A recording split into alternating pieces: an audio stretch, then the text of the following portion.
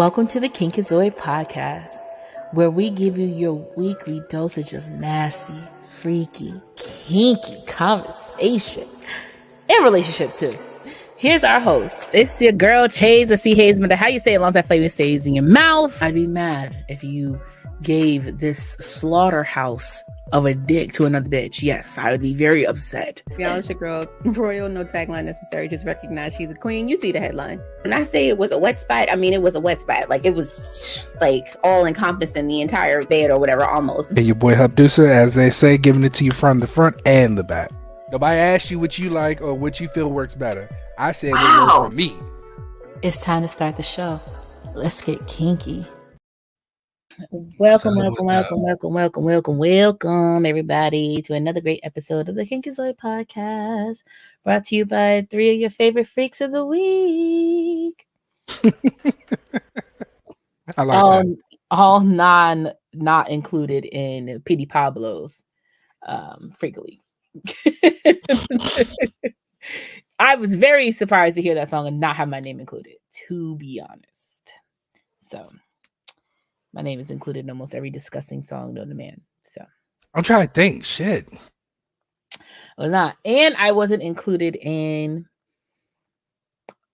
what you want from me, what these bitches want from, you know. Oh, DMX? Yeah, I was not included in that. Oh, nah. I mean, which is crazy because like 85 of the bitches was. So yeah. But it's your girl, Chase, the C. Hazeman. How you say as long as that flavor stays in your mouth. And it's your boy Hubducer, aka Mr. Aftercare, here to give it to you from the front and the back. You guys like my new backdrop? I think it looks cute. It like has like a little ultraviolet little theme to it. It's nice. Mm-hmm. You don't really know what's going on, but if you know what it is, you know what it was. That's exactly. It's cute. Royal is doing mom duties, and so she will be with us in just a little bit, 0.5 seconds. We'll see. We'll play it by ear.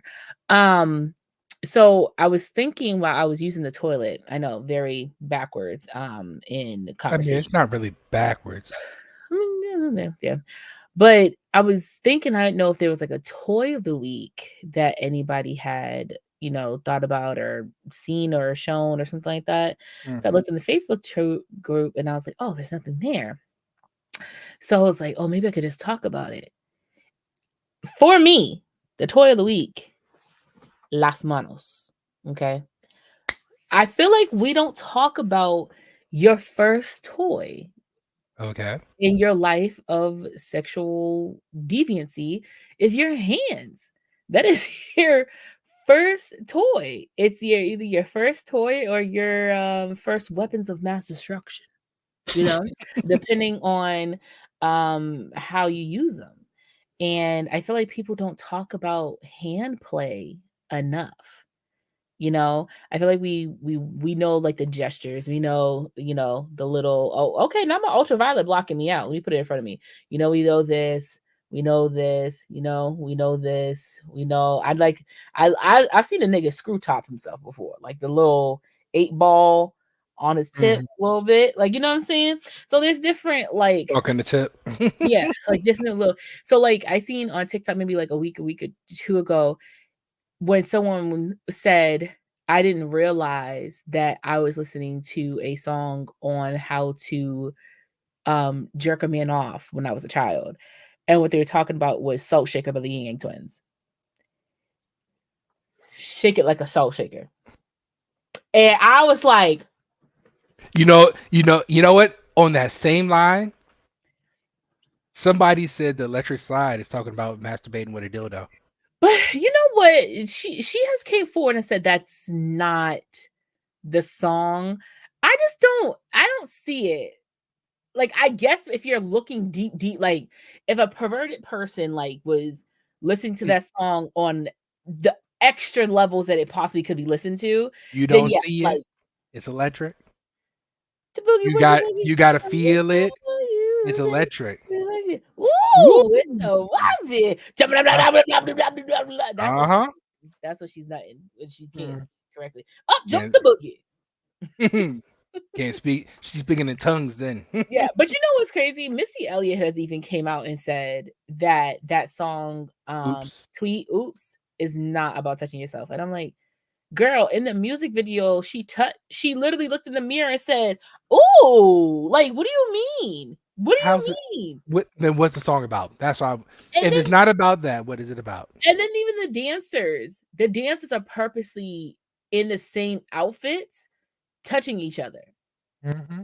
Like, not obviously, but like there's certain dance moves where they're like What's up, literally Bright touching Eyes? each other, like whatever.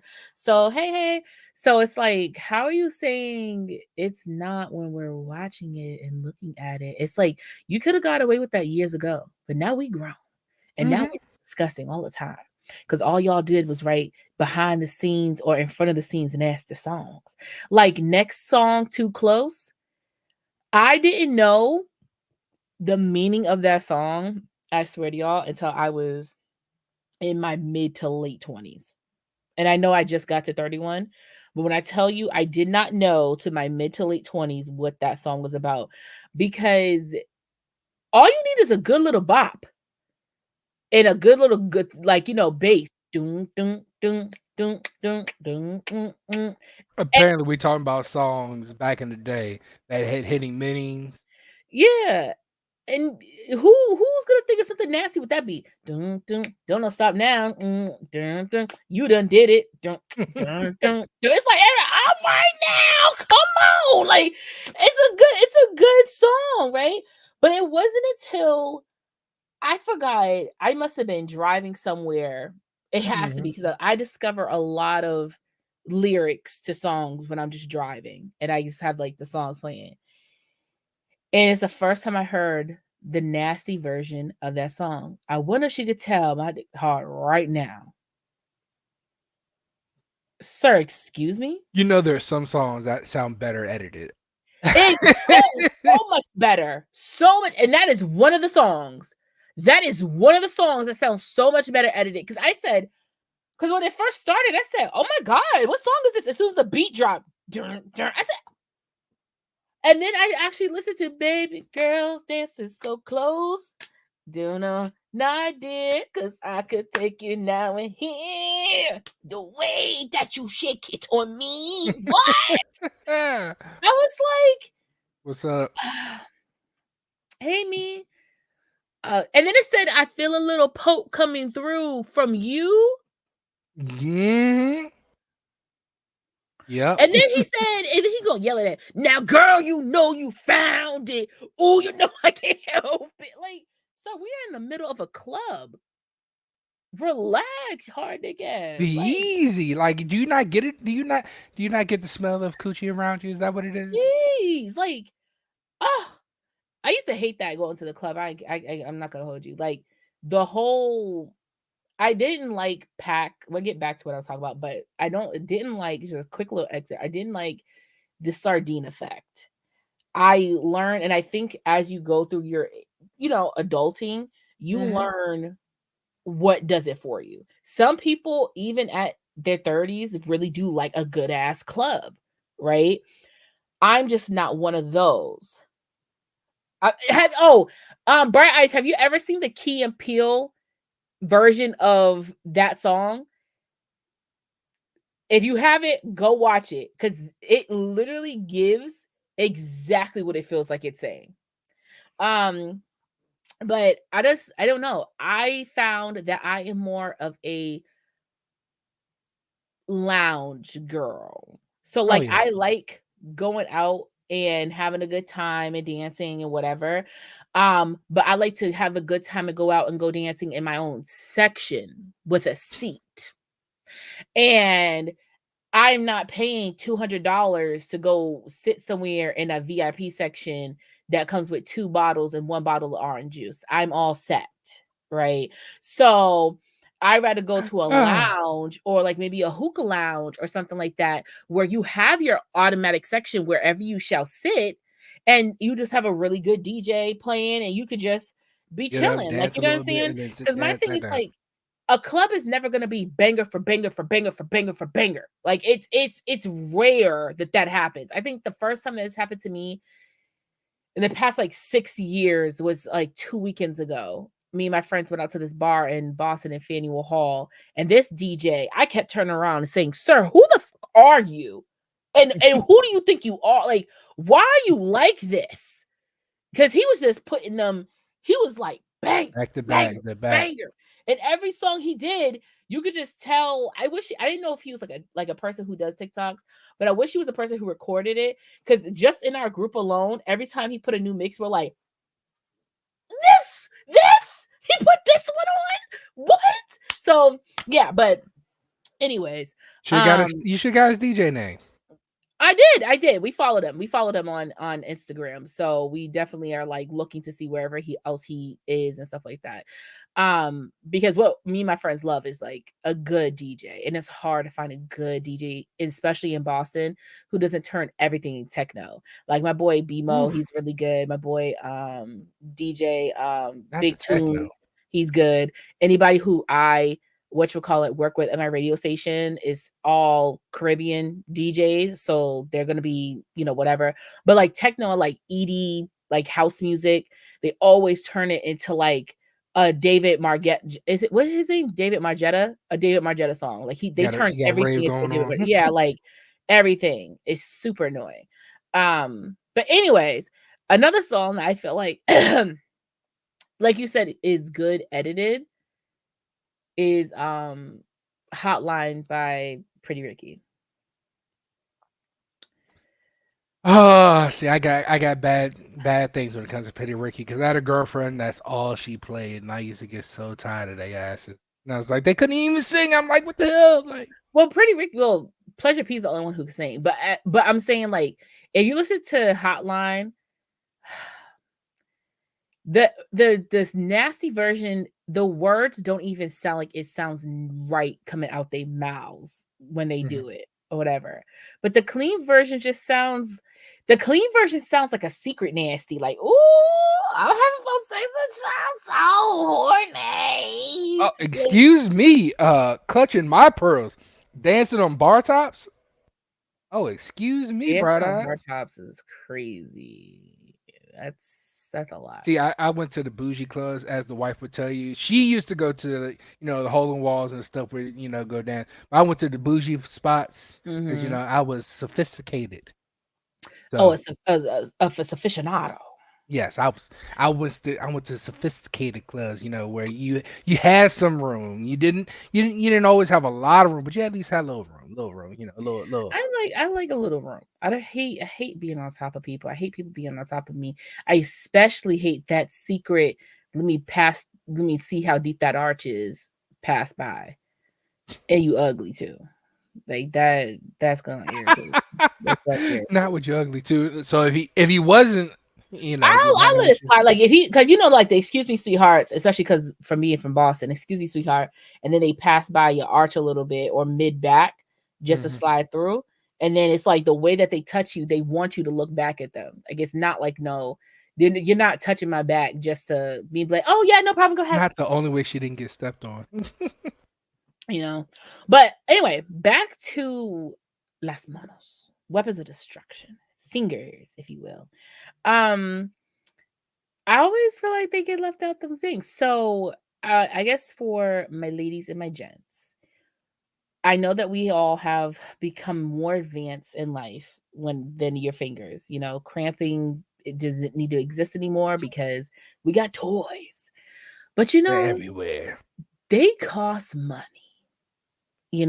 And I'm not gonna hold you, they're super annoying to keep up. I don't know about y'all, but when I'm done, I'm done. What's post cleanup? I'm going to sleep. I'll wake up with something in my panties. Okay, I don't got time. Like it's super annoying. I mean, you do it obviously, but it's annoying, right? But with your hands, ain't nothing much to do. Okay, not much. It depends on how you sleep, because then you have it across your forehead and you wonder why your forehead. Oh, okay. First of all, yeah, that's crazy. If you are nutting in your hands and then wiping your forehead, that's crazy. That's wild. No, what are you doing here? She in the comments. That's wild. But I will say that I think for me, I am a guitarist when it comes to my hands. So it is, if I remember, because I don't usually use my hands a lot anymore, but I do try to make sure that the stimulation stays neutral. Like I'm not always looking for a fast stimulate, or I'll arouse myself first, hand wise, and then get into whatever. But if it's I just want to, or I just want to just get it out. Like I just had a horny thought and I just need to get it out. Then it's just real quick. But typically, I'm like a finger painter. You know what I'm saying? It's just real quick. And not crazy, not too crazy. You know what I'm saying? Just real quick, whatever. Only, and it's usually a middle finger, or it's like You these two. Like scratching DJ. that's what my ex called it. He'd be like, "Did you throw a rave?" Because the way that I do it is always this or this way. So, he literally calls me DJ. But I catch cramps in my hands because I have a fat cooch, and I'm not saying this because I want to be like, "Oh, I have a fat coochie." I have a fat cooch, which means it be hiding my clit, which means I can't be the cute girl that only does one hand. For me to nut off one hand is weird. Like I have to have all space available. So it's like bow. You know what I'm saying? I can't, and then my hands It's catching a work. cramp because it's holding a lot open. I'm like, oh, yeah, you know, it's just too much. It's too much. Candy, like it's too much. It's too much work out here. Too It much is work. too Get much it out of here. work. Get it out of here. Where the men's at? Where my niggas? Where's my niggas? So are you I don't know what it is for men. Like I said, I seen this. Look up hand exercise for deaf interpreters. It will change the game. That's crazy. Like I've seen this. I've seen men backward stroke, and like I said, I've seen like a what did I saw that call it a screwball? Like like a pool stick. Like you know how you like Chalking you the as cue. you know, yeah. So Chalking the like cue. Yes. yeah. So what is like? What's your? I know you're not into it, but when you were younger, what was your? You didn't even do it when you were younger. You know, you make conversations a lot harder than they need to be. I just want you to know that. I just want you to know that. Just being honest. I wasn't really much of that kind of person. Like for me, like I guess when I discovered it, it was like, all right, cool. But then it was like, this is so fucking annoying. It hurts. Your hands start cramping because you don't know what the hell you're doing. You're trying to learn. It's like whatever. Okay, what about when you got a little bit more advanced in knowing what you were supposed to be doing? When I got advanced, I started having sex. Okay, you know what? What is the All truth? right. Hey, I ain't mad at you. Do what you need to do, my brother. It's okay. Don't be rolling your eyes at me. How do sir? You be pissing me off. It's like, I Me. like, dang, you know, it's just struggle with us for 0.5 seconds. Man. I do Just struggle with y'all, struggle for but I'm just telling you, it's just certain things. My personality is like if it don't feel as good as the normal way or the best way possible, Mhm. then why am I doing it? It's a waste of time. I always want the best feeling possible. You know what? And if I had to wait for it, just might I'll be wait right. for it. And you just might be right. Right? You know, that makes sense. That makes sense. That makes sense. So, anybody who's watching, are you guys any of the ones that I said? Are you a one finger, two finger, both hander? Okay. Are you a upstroke, backstroke, chalk cube, or a stranger danger? I never understood the stranger danger because I'm like, damn, it scares me when my hand fall asleep. Y'all just be doing that shit on purpose. And then like it's like, do you know how horny you gotta be to do that? Because that means you're sitting on your hand for a while to make it go dead.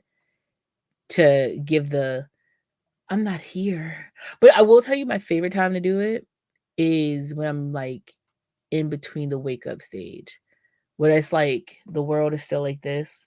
Like you're still sleeping a little bit, so you know what's like you're in a dream, but you're also like awake. So you know what's going on. It's like you're kind of between like you're on a high, something like that's the best time because it's like you're like, what the it be hitting. It slaps like that. Yeah. It slaps like that. Like I love waking up to sex. Like that would be perfect. In my own perfect world, if I wasn't the way my body wasn't built the way it is, like fucking bitch, I would have morning sex more than any other type of sex. Fuck night, fuck middle day, fuck whatever. Straight out the morning with it. Like obviously, you know, from the back would be preferred. Brush teeth, more importantly. So because here's Not that roll over and just hop on it. no. Because here's the thing. I'm not like an oral hygienist like person or whatever. But I am a person of smells. So I can't deal with certain smells because not that it will ruin or stop anything. I mean, it has in the past. It's just like my brain can't process like, okay, so let's just say like me and like, well, I was gonna say me and you, because we all know how royal gets. Let me just say me and the guy were like, what you call it? We're in What's up, bed doing the Haunter? tingle, whatever. If I catch a whiff of his breath, right? I'll try to ignore it and I'll like stop kissing, whatever. But even within that ignorance, what's gonna happen? This coochie's getting ate. What happens in Candace's brain when this coochie is getting ate? My coochie now smells and probably tastes like what your breath is. And while that's happening, I cannot enjoy it. I can't. So Your mind is gone. my mind's gone. Like my mind is completely and utterly out. So, yeah, it definitely is, and it gives you actually like natural endorphins and stuff like that. So, I can't do it. So, like, I definitely was in bed with somebody, and he was like, you know, we was getting out, we was kissing and making out, and I was just like,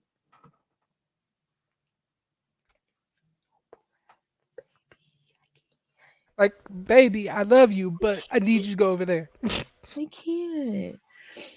I mean, I mean, I'm glad he was cool with it. We still did what we did, but it's just the mere fact that like I can't. Like I can't. And I want somebody to tell me if my breath is not the grandest in the world, tell me. Let me know. Because I would hate. Imagine if you didn't know your breath was stinking and you started eating coochie, and when you pull back, you're smelling your spit on her skin. You're going, "Ooh, this bitch's coochie stink." No, no, nigga, it's you. You are leaving your stinky remnants on her coochie, and now you walking around telling her people, your people, yeah, I hit this bitch yesterday, but her coochie was stinking, bruh. What your rank mouth at? Imagine if you're a girl, you go down on a nigga, like, you know, you just suck, if you're a sucking dick connoisseur, you know what I'm saying? And you do the first little, and you come back up and you go down again, you're like, wait a minute. You don't think it's him? Baby, that's the back of your throat. That's that halitosis. Oh, That's living up within you. Okay. Get it out. Get it out. Get it out. release the But yeah, demons. release the demon. But yeah, I don't know. What's the wildest thing you've ever thought about while having sex though? If you could think of, if you could remember, like the most randomest, like, why am I thinking about this while I'm getting some ass? I've had whole thoughts about what the hell I need to do for the day. At Did that times, mean did that mean it was bad, or it just came across your head out of nowhere? I have you know how you had those million one tabs open in your brain and you normally Mhm. minimize them. Occasionally something happens or you see something and it just pops up for a quick second. You're like, oh, get that shit away. I respect it. I'm definitely like that. And cue the ADHD brain. And Yep. it's true. Like I think me and my ex was having sex one time, and I realized both of us was watching TV. Like he was hitting it from the back, and I realized like the looks were getting slower, but I was just like, "Damn, what's going on?" And I was like, "Nigga, you watching TV?" But it's like I was too, and it was like it was just one of those things. Like you I know, got a question. Was the TV more entertaining than the strokes? it wasn't more intense. It's just like your brain caught it, and now it's like you're feeling it, but your brain caught it. And now you're like, it's like, like this isn't true. This is stimulating my brain and my coochie. And I can't turn away. It's like you're watching Law and Order. Like, I need to know who killed. Like, I dead was watching Law and Order, and we laying down, and we're fucking whatever. It's missionary, and I'm looking. I was like, and I said, I think I can't remember, but I was like, he died. Like, and so he goes, what? And I was like, I'm sorry, I was watching TV. He's like, no, he died. I'm like, sometimes it's just. Now that kind of conversation is the man, I've had some bad sex. That's what that is. That's a bad Why am sex I conversation. here? Oh, why am I here? Not here, but HERE. Okay. Sex while gaming is different. I've never done that. Because usually, if I'm about to get some cheeks, the controller goes over there because I'm about to get some cheeks. I'm putting my effort into it. And that was a strong sentence.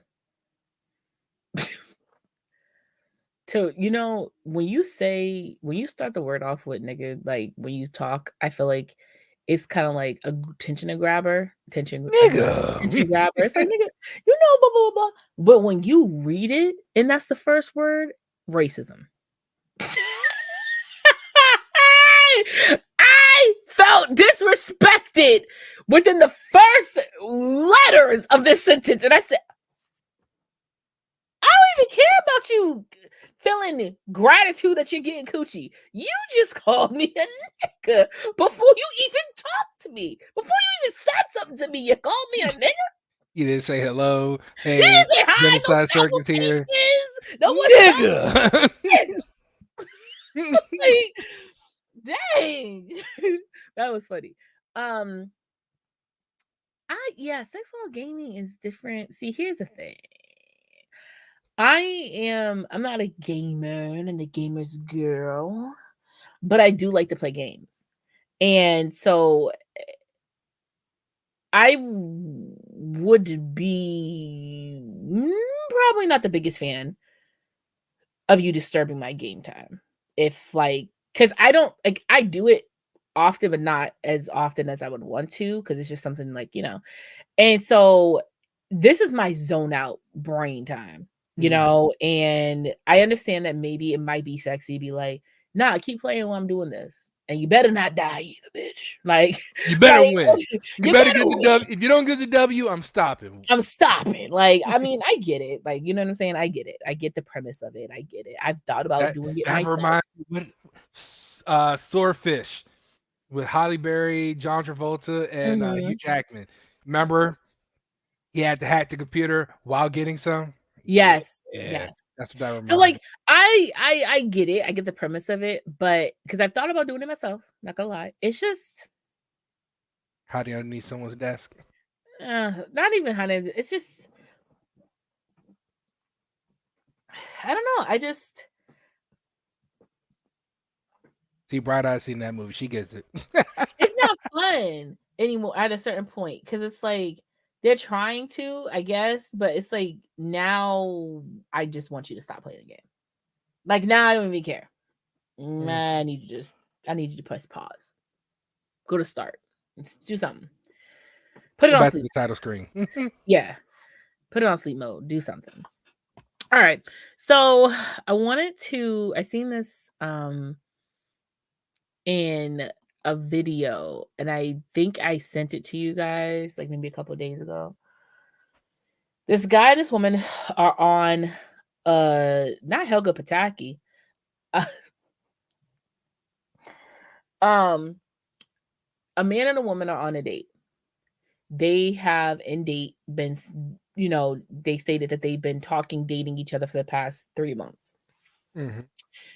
Now, the woman, she has one son, and he is like maybe 13, 14, 15, basically up in the, he's older and can do for himself. He can take care of himself. Yes, he can take care of himself. Or maybe he's 17. I think he might have been like older than that, like maybe like 16, 17. Okay. So basically, I don't want to say a child on the way out, but a substantial child that he's not going to be around all the time, if that makes sense. Right. Um, the man has 4 children and they live with him. He's the sole custodial parent of the 4 children. Mm-hmm. The conversation they're having at dinner. Now, I think that these things are scripted or whatever, but I think these are conversations that need to be scripted in some cases. People need to have these conversations.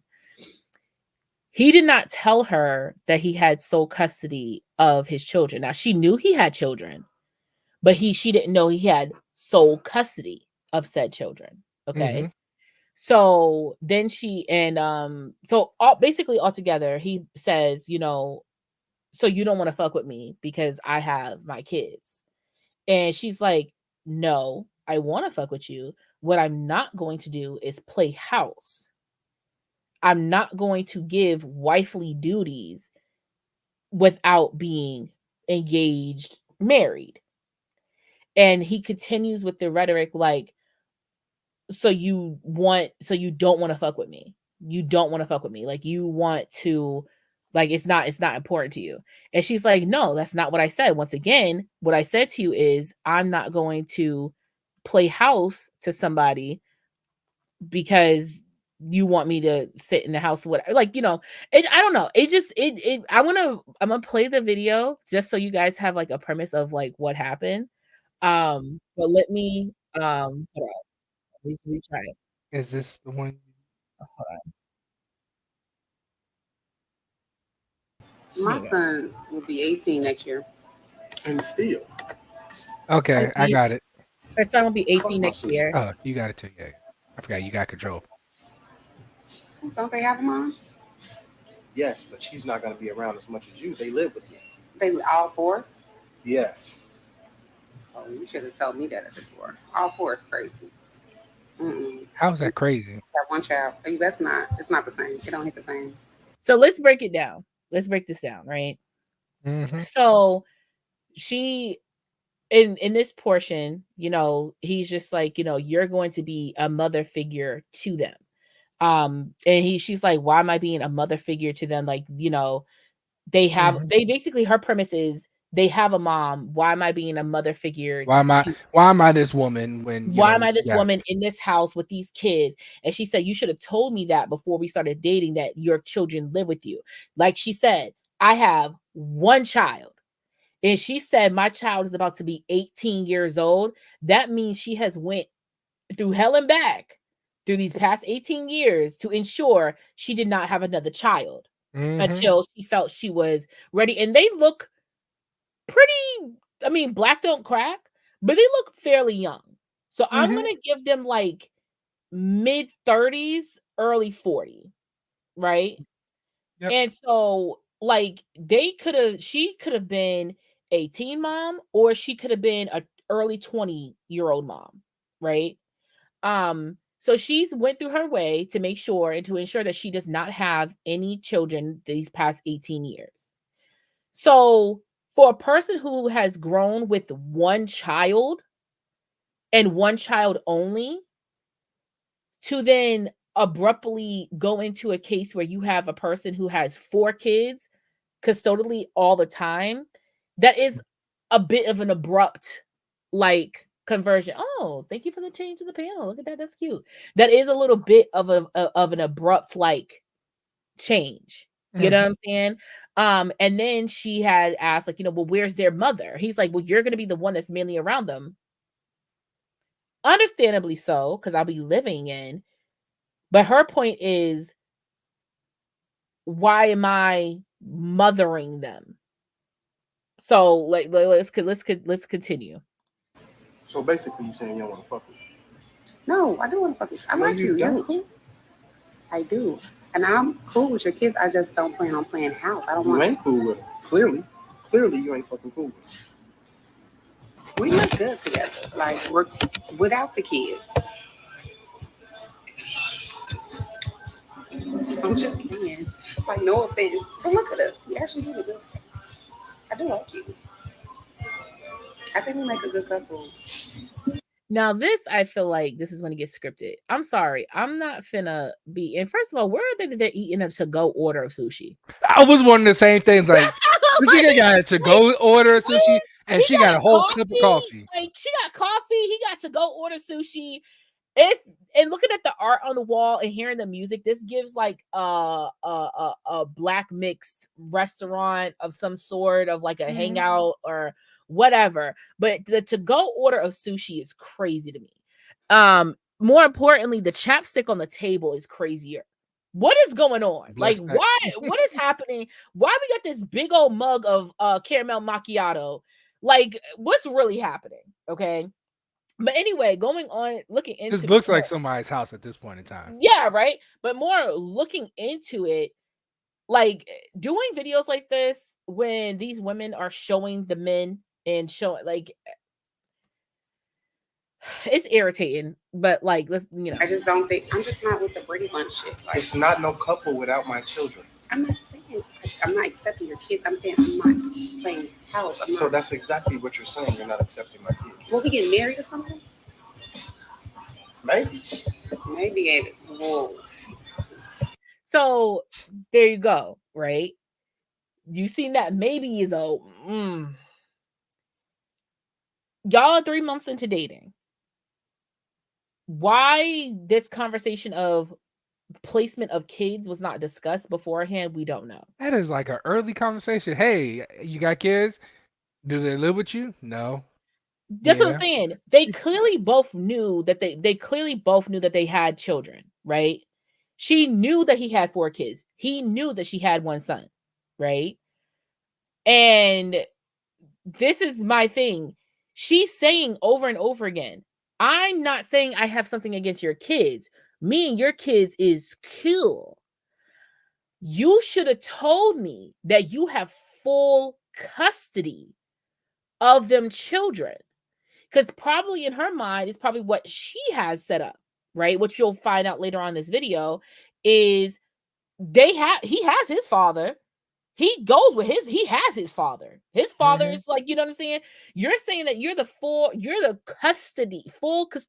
Do you know what it feels like to be a full custodial parent as a man? To you, you're thinking, well, something maternally fucked up. For the court system to give a man full custody of kids, the mother done fucked up.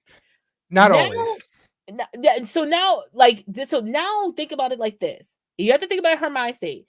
Okay, this is a man with his 4 children. They all live with him. Okay, primary custodial thing. Typically, that is not what happens. It's either 50-50 or the mother has like 100% custodial rights, right? So now you're going into it,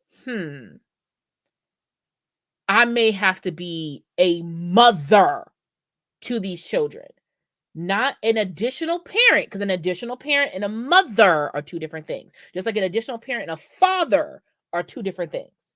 Okay. So no, I understand that. I'm just saying in the judicial system, okay, we know what typically happens, right? And so she's just saying, I have no problem with your kids. I have no whatever. I'm just not playing house. And she's saying, are we getting married? You go over here saying, maybe. Hold up. This house full of kids ain't no maybe ordeal. So, like, what are we doing? You know? And so these are the conversations that need to have when you're dating. Let's go. When I get the ring, I can play mom and I can play mother. I'm not doing, girl. I'm not doing the wifey duty. What makes you think you're gonna get a ring and you don't even have any mother? I haven't seen any motherly That's the qualities. problem in today, though. Y'all want us to do all these wife duties without making us wife. Like, I'm not doing that. Why should I have to take on 4 more heads to be like 4 more responsibilities? You don't even buy the food. I buy the food. But you want me to cook it though? Do I look like ain't your mind when you want me in the kitchen slave? Shit, when you put that bonnet on, you do. Why is you recording? I was trying to catch how cute we look. We just started tripping. We don't look cute without my kids. But why they not here? Ooh. They in school. Ooh. We don't look cute without my kids. Then why aren't they here? It's crazy. You think shit's so funny. Nothing's funny. Right? You basically saying it's over. You trying to force me to? You're basically saying that it's over. Really? I'm not. So you just Ain't no gonna me without my kids. throw 3 months away. Ain't no me without my kids. You're gonna throw 3 months away. Like you forcing it though. You trying to force something. Like let it happen naturally. If I be around your kids and vibe with them, and I just decide like, okay, I like this one. I may like the younger one. Ain't no me more without than my the older one. kids. You talking to the camera? You talking? Cause you got the camera set up. Both of y'all motherfuckers. Do they act like you? I just be by myself. It's willing to play. It He just got be a me and drink my now. kids like it was So he had before you sushi. got He got here. himself with some He drink. cleaned his mouth. This video got paused. The tray Mhm. got thrown away. Now he got. It looked like he got him some Henny on rocks. Okay. Mhm. Oh yeah, No, this it's not definitely even. It's not edited. even on neat. It's mixed with something because it's wildly dark. So Mhm. obviously it's mixed with something. Because if it was neat, it would be a lot lower. And he got a straw, pussy. You trying to force all the damn kids on me? I'm not forcing nothing. I'm sorry, I drink with straws. This is forcing. You're trying to make me after 3 months be a stepmom All right. without a ring. So You don't have to do anything. So why are you giving me the responsibility of 4 additional kids? Like I think that's selfish. I just think that's really selfish. So at this point, obviously, I don't think we need to go any further. We kind of got the point of it all. I'm just saying that when it comes to, I don't know, to this argument, to me, I understand both sides. What I feel like he's not listening to what she's Oh yeah, saying. definitely. His listening ears are not on. All he keeps on Yeah. hearing is not going to take care of your kids, and he's on the defensive at that point in He's time. on the defense. He's like, "There's no me without my kids. There's no me without my kid." She's saying the same thing. There's no me without my son. You know. Now later on in the video, I didn't show. She said, "Well, where's their mother? Like, where are their mother? Where's their mother?" And he says, "Well, she's around." She goes, "So then, why do I have to be motherly to children who have a mother?" And he's like, "Well, what, am I not going to be doing the same thing for your son?" And she's like, "No, he has his father. Why would I ask you to be fatherly to my son when he has a father?" He goes, "I ain't never seen the nigga." She was like, "You wouldn't. Why would you ever see him?" And he's like, "I ain't never seen the nigga, so I don't know if he really has a father, whatever." And she's like, "But why would you ever see him?" She goes, "If we were to get married, yes, you would see him. Yes, you would know who he is. But we're not in that situation or that moment right now. So why would you even know who he is, what he looks like, and all Mhm. this other stuff?" Which makes a good point. So basically, what you're saying, and I get what she's saying.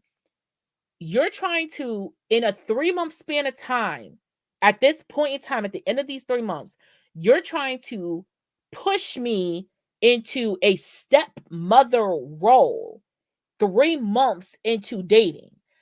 What he hears is, "I have one child who has a foot outside the door. I'm not looking to mother no more kids. I don't want you and your kids." See, my question, my question then becomes: are they talking about moving in together? Why is this conversation the whole? Are you not going to be the mother figure to my kids Mhm. unless they're talking about moving in together? And I think she was, because what he said, like, "Why are you recording?" And she's like, but most people do that. They'll start just recording like themselves because they look really good, or they're gonna turn the camera to show their person or whatever. And then she's like, and then you just started wilding out. You just started like going in about whatever. And I think that this might have been, if this is real, I think these are one of the conversations that kind of just is in your head the whole time, but you just don't know how to bring it up. So it's just sitting and sitting and sitting. You finally go, "You know what? Fuck it. Let me just say it now." And then Yeah, that's how the conversation start. but still, But nonetheless, I mean, Mhm. you don't really have to worry about someone being a parental figure to your children unless they're living with you. Thank Hanging you. out, hanging out. Okay, my children are here. You see my children. You're gonna hang out with them. But actually, being a mother figure means you had to be living here, or you had to be here a lot for that to happen. So And I also think he tried to get a dig. He tried to like say some shit to her because he said, I think he said it what I displayed, or it was afterwards. He basically said, I haven't seen any motherly qualities out of you. So I need to see. So basically, she was saying, you want me to be a mother to these kids and like, whatever.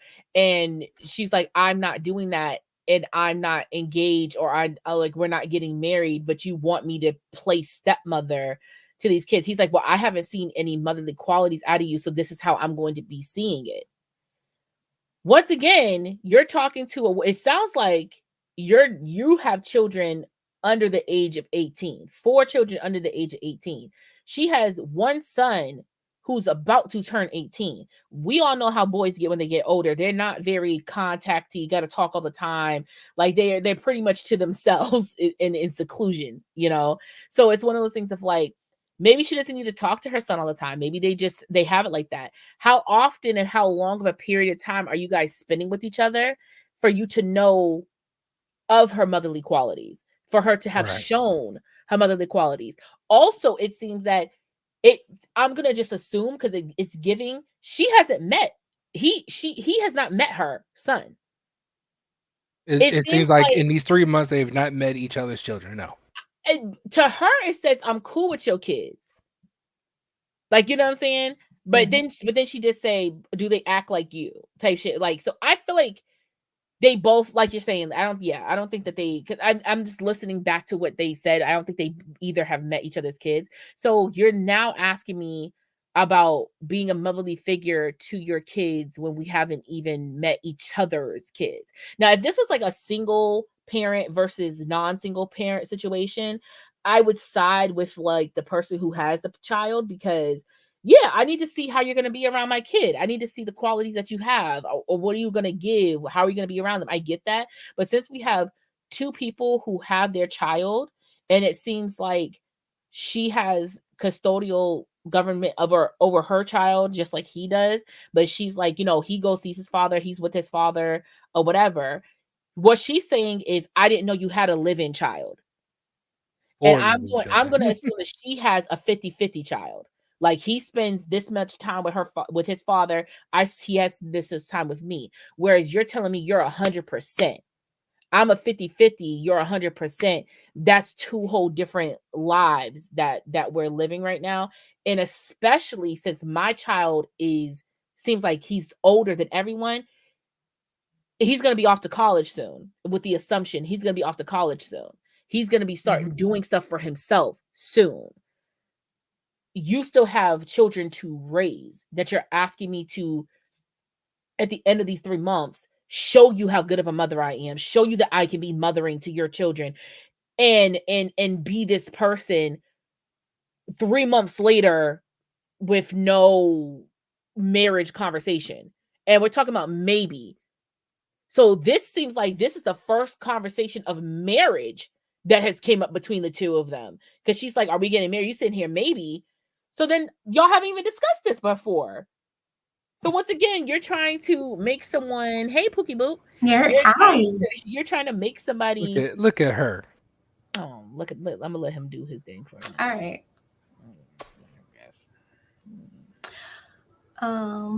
What we talking about? I missed like the last, I don't know how many minutes, because I was in the middle of something. So did you see the video that I sent you about the couple that was on that date? And he was like, oh, I have 4 kids that they live with me. And, I need you to be a mother to those kids and whatever. They were dating? Like, this was the first? Okay, so just in short, they're 3 months into dating each other. Okay. And he basically was saying that there's no me without my kids. Respectful, big ups to him. That as it should be. He has 100% custodial guardianship over his children. Off of how she's acting, I'm going to assume she has 50-50 with her son, who's about to turn 18. Okay. So, what she was saying is, well, okay, let's say this. He was trying to say to her, you're going to be around my kids a lot more than their mother is, because I have 100% guardianship. Meaning that you need to be motherly to my kids. And she's like, How are we getting to this portion of me being motherly to your kids when we are not married, we're not even engaged, and we're only 3 months into dating? Like, what are you talking about right now? And yeah, and then she goes into saying like and then she's like, I have one child, and he's like, well, where's your father? Where's your child's father? She's like, my child's father is very prevalent in around his life. He's like, well, I don't see the nigga. I ain't never see him. She goes, why would you see him? If we get married, you would see him, but you wouldn't see him if we're not married. And then Right. she's like, well, so are we getting married? He goes, I don't know, maybe.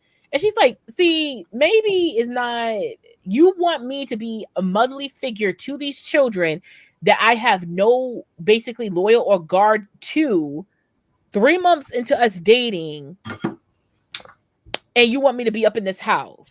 She's like, and her big thing is, you didn't tell me that you had 100% custodial like rights over your children. Basically, she's saying you should have told me that before we really started getting involved.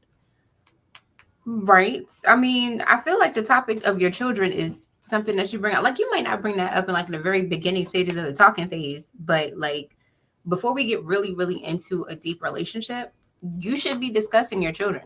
Like, that's honestly, when I was dating, that's one of the first things I said. I was like, I have kids. You know what I mean? Like, I have children. My children come first. I am, you know what I'm saying? Like, I'm usually with them 24/7, and, just explaining to people like the potential person that, these are my babies. And I feel like a lot of people might be scared to bring it up just for the simple fear of rejection. You know what I'm saying? But you can't present it like you got to be the mom to my kids. Nigga, I didn't even know you had children. What are you talking about? Yeah, no, she like, so I believe that they both knew that they had children. Okay. Her thing is this: I went in 18 years without having another child, more than likely on purpose. Right. My son is about to turn 18. He's gained more independence. He does more, and he's probably more at his father's than anything. I don't know. I'm just assuming, circumstances. He's Right. probably with his father more than anything at this point, right? You have full-time 100% custodial guardianship over your 4 children that I did not know you had 100%. So she knew he had 4 kids, didn't know that they lived with him. Yeah, that's a lot. So that's what she's saying. That's selfish for you to think that I'm going to just jump into something with 4 extra mouths to feed out of nowhere now, where I've only had to take care of one child. And we're only 3 months into dating. And you want me to exemplify and show that I am a motherly figure or going to be a mother figure to your children. And she goes like, where's their mom? Right. And he's like, she's around, but you're going to be there all the time. So you need to be mother. She goes, and then he goes, well, where's their father? Where's his father? He's like, his father's around. What are you talking Yeah, about? but he's also a grown ass man. My Yeah. son. And then she says to him, she's like, I don't expect you to be a fatherly figure to my son. So so I'm going to just, to her, it's like, yes, be respectful. Yes, understand that he's my child. Yeah. Yes, understand that he is younger than you. Like, yes, have some mutual respect between the two. But I'm not asking you to be his father, a father to him. I'm not asking you to fill in a gap that is missing in his life. That gap is filled. It's complete. It's whole. He good. There's nothing that needs to be done. Right. You're asking me to step in as if there's some torturous emotional damage done to your kids via their mother, and I need to step in and be this like full-figured motherly role. Not act in part, not be there in subtraction of her, not whatever, but role, like being a mother. Yeah, no.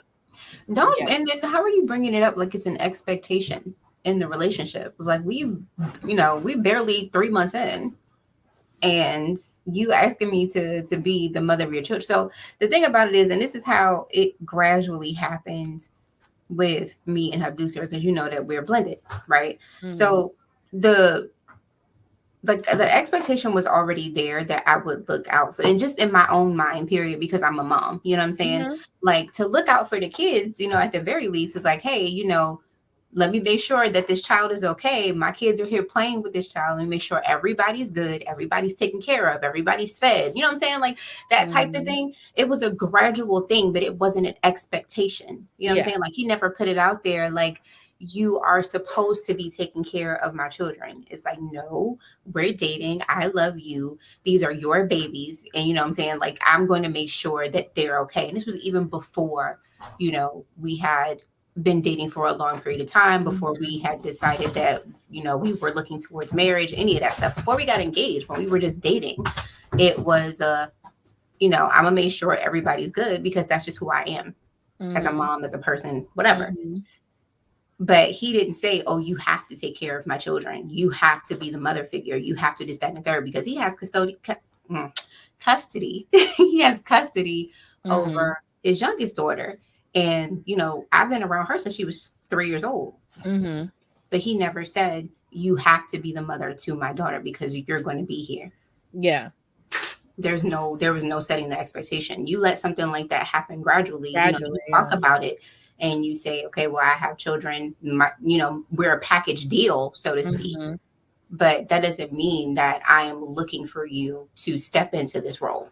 Yeah, because that's just like what I was talking to Habdusi about was is saying that this would be different if this was a person who doesn't have a child versus people who have a child. So then you have like this assumption, like um well, I don't know about taking care of no kids. These Mm-hmm. are two people who have kids, and one person did their due diligence to make sure that after this one there was no more, Right. or no more till she got married or placed with her right person or whoever else. She did what she needed to do to ensure she didn't have another kid. Right. You had 4 kids with either your ex-wife, the mother of your children, whoever, and you have full-blown custody of them. That's fine. Mm-hmm. But I didn't know that was a thing. I didn't know you had 100%. Right. I'm going from taking care of one mouth to now four, now 5. five. You know, that's a big abrupt change that you're asking me about within 3 months of us dating. Like, let's get to a part where, and to me, 3 months is not something that I'm bringing up, like living situations and stuff like that with my kids. Like, you know what I'm Absolutely saying? not. Like, more importantly, if we're 3 months in, we can, and we have no kids, we can have fake pretend fun all day, every day. You know what I'm Mhm. saying? Don't said me no or go out my live. Let me see your size boxing Let me gloves, see your please. size What? boxing gloves, please. What?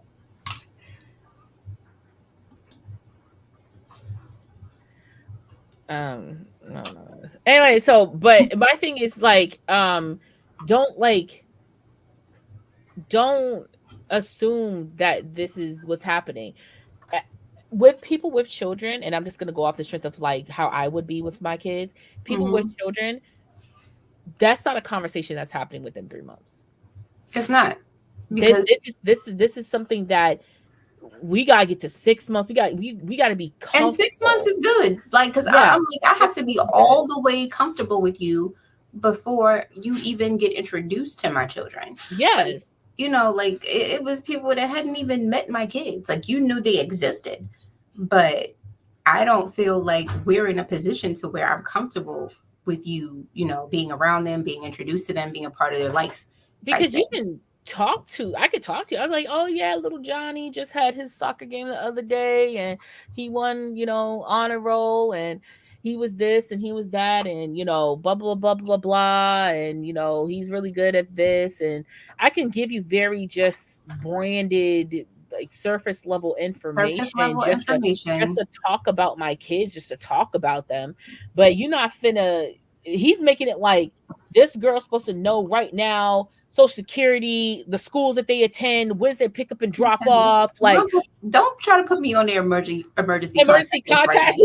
list. Like, hold up, sir. Pump your brakes. Like it's like, to me, it's like you're not supposed to be giving out your kids' information like that any which way, nor am I going to indulge in my children's lives to you until I have some certainty that this is a thing, that we're Right. doing this. And like he started cussing and stuff, and I just felt like it turned into, some immature shit at the end of the day. I Right. feel like she stood in her ground. I have one child. He has his father. If they assuming they share 50-50 custody, you're telling me you have 4 living children. If you told me that they lived in with you, this would have been a different It would have been conversation. a different conversation. Um, and she's like, we look good with or without the kid. Like, she was just trying to make it light. He's just like, there's no me without my kids. We got that, partner. I'm glad that you're standing 10 toes down on that. Mm-hmm. You're not hearing what she's saying, and you're like Caducer said, you're just straight up on the defense of it all. Because if you heard what she was saying and you were switching the roles, you Mm-hmm. definitely would have understood that. Yeah. Definitely would have understood that. Yeah. And speaking of children, I seen a video. It was like an "Am I the asshole" kind of thing, and it was just the first portion was the husband and wife. She gave birth. They both have dark eyes, dark blue, dark hair, and whatever. Child came out platinum blonde. Um, okay, with little lighter eyes. And the father's like, "You're Mm-hmm. cheating. I want a paternity test." Da da da. And she's like, "You do realize that most of the times when babies are born, they have these. They look a lot lighter. Their features are a lot lighter. It takes time for them to develop." Whatever. I've seen some Caucasian children that they show their baby pictures and they're literally blonde, and they're two Blonde hair, years blue old eyes. blonde, Mm-hmm. 3 years old blonde, 5, 6, 8 years old blonde. Then they get into ninth grade, dark hair. It's not even Mm-hmm. colored. It's just dark, like out of nowhere. And I'm like, what is going on here?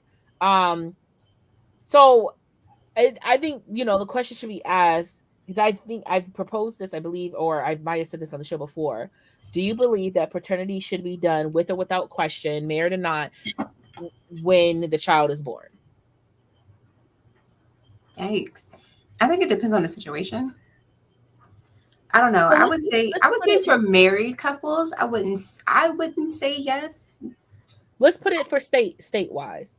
Like, do you So think state wise, if it was like a statewide, mandated if it thing. was a mandated thing that statewise that paternity should be tested before, and because of Plus like child IVF. support and stuff like that. Yeah, And yeah, child support, and also just because of IVF and all this other stuff, we have seen Mhm. cases where they have placed the wrong embryo in the wrong person and they're not related, whatever. So I would even Mm. say maternal and paternal testing should be done. Just because you give birth doesn't automatically mean that's your child.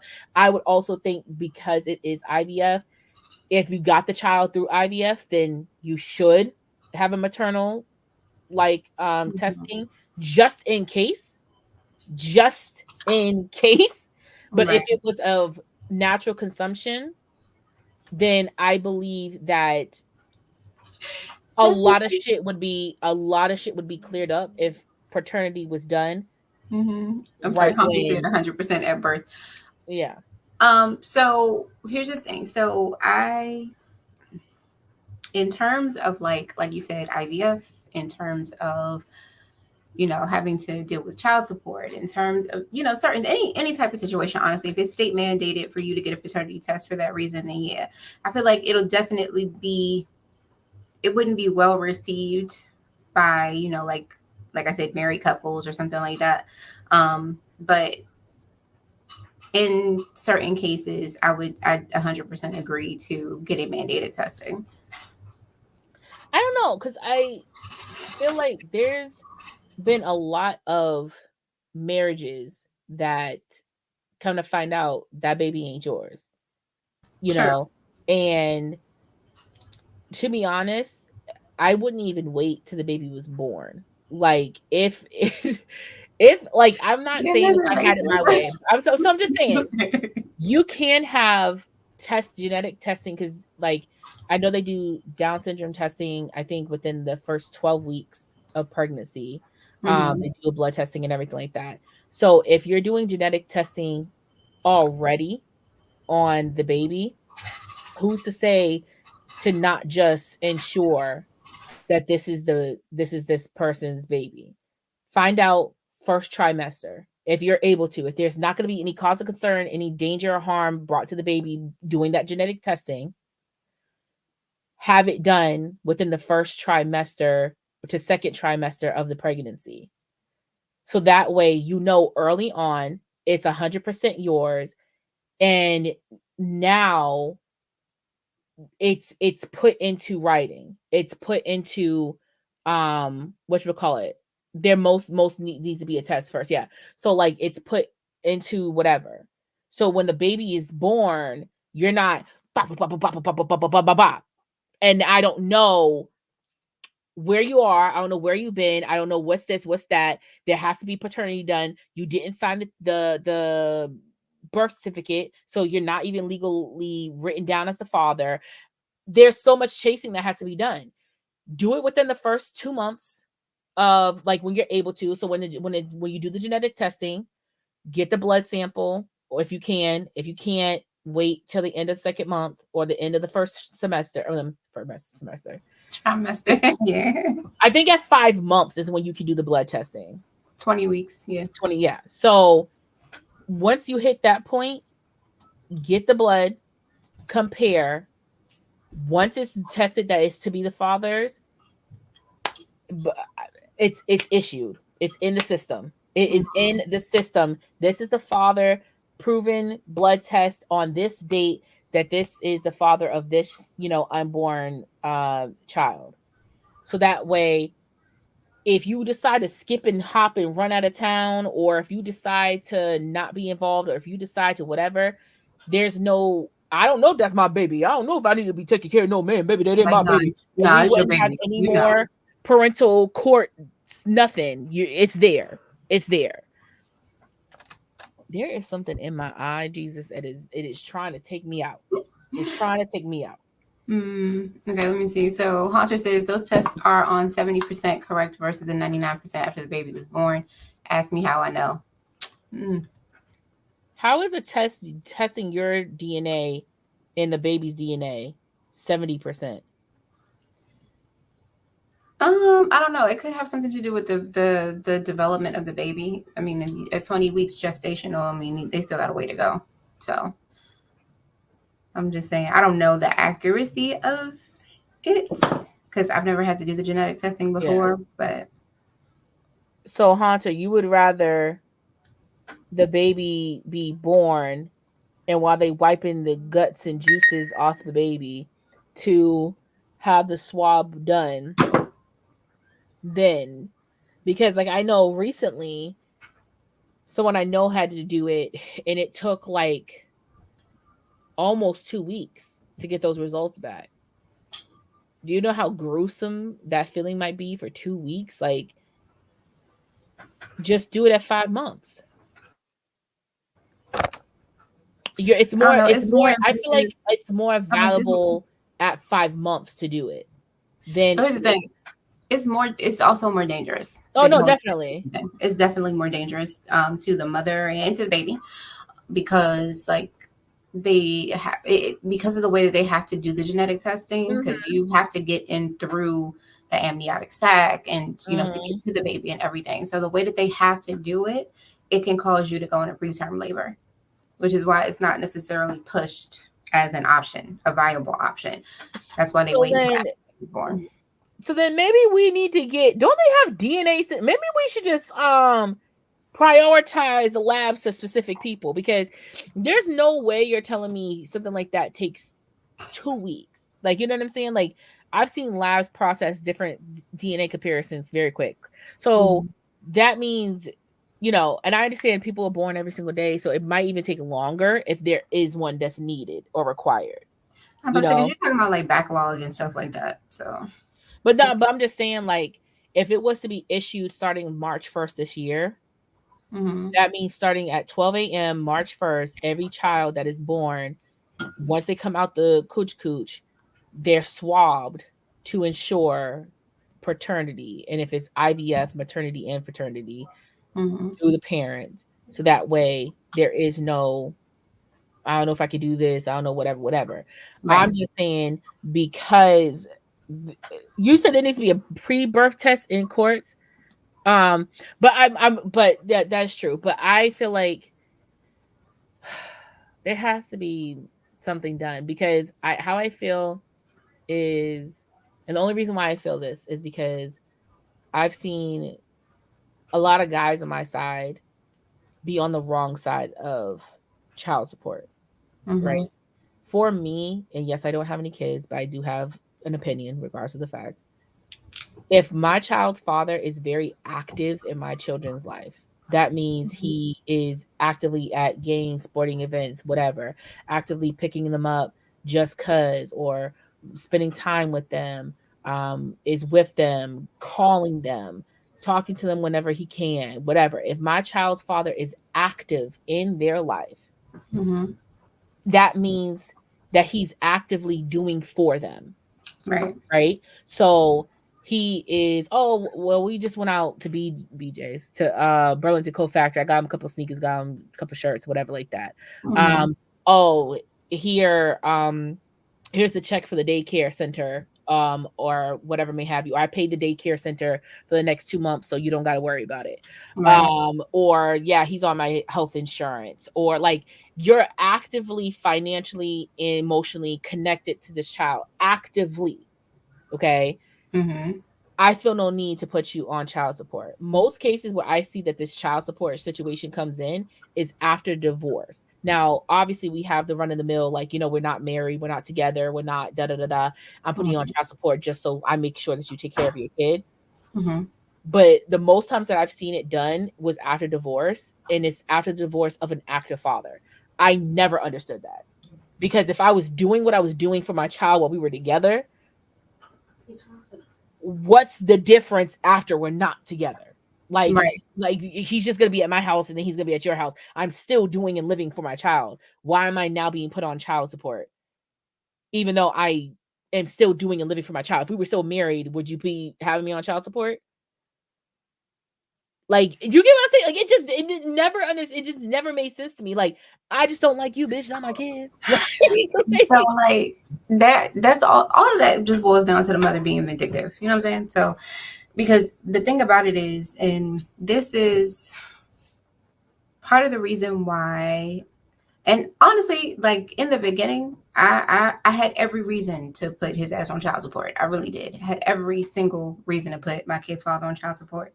But my reasoning behind not doing it initially was just take care of your kids. As long as you take care of the kids, I don't have a problem with you.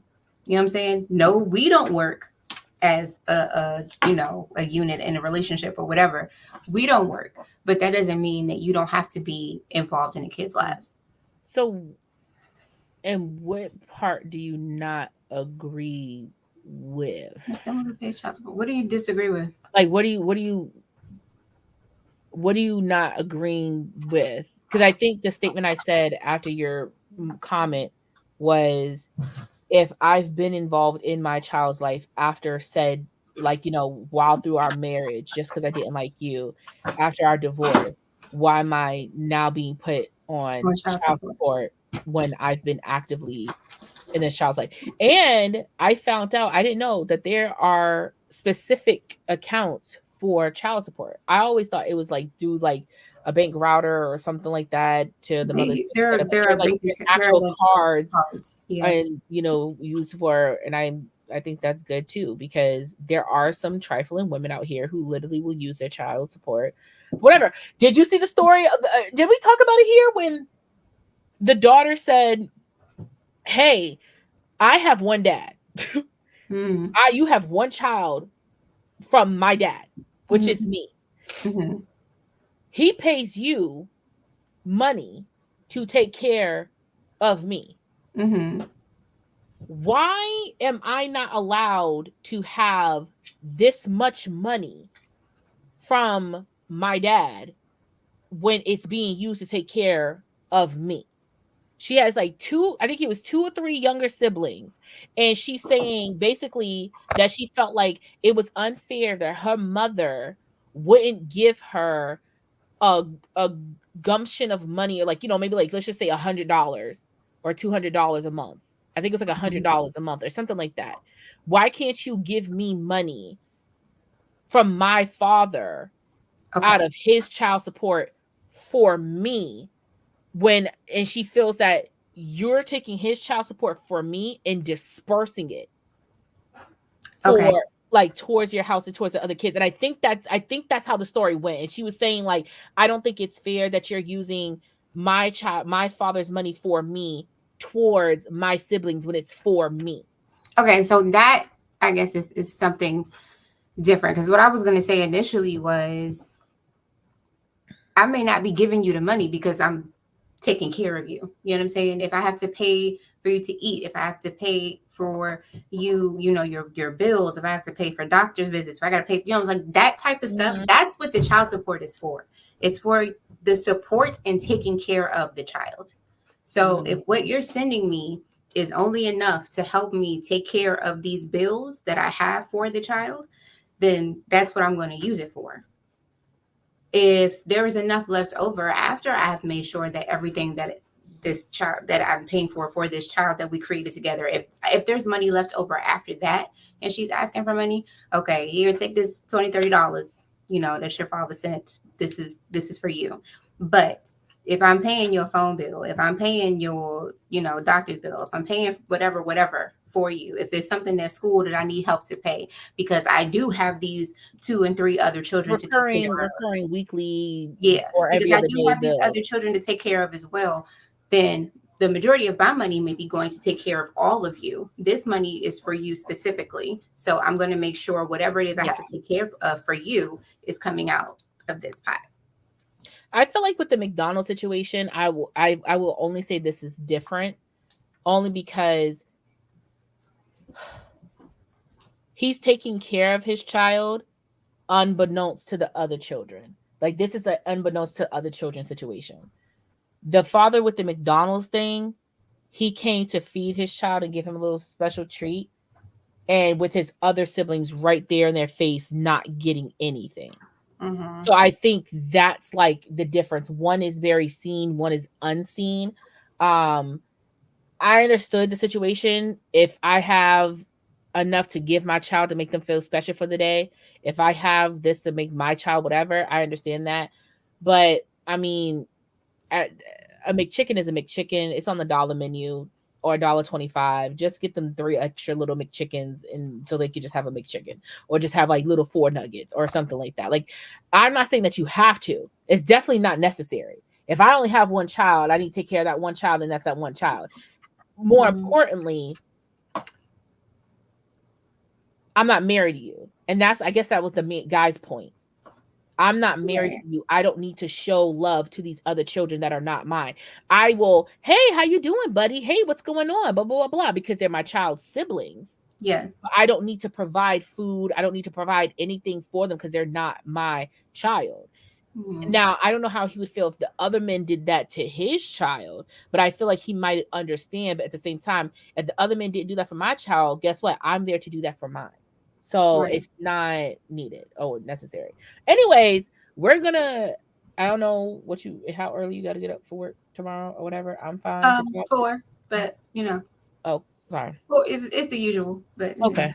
We're gonna talk about this. We're gonna talk about this 52-part series from Reese. Is it 52?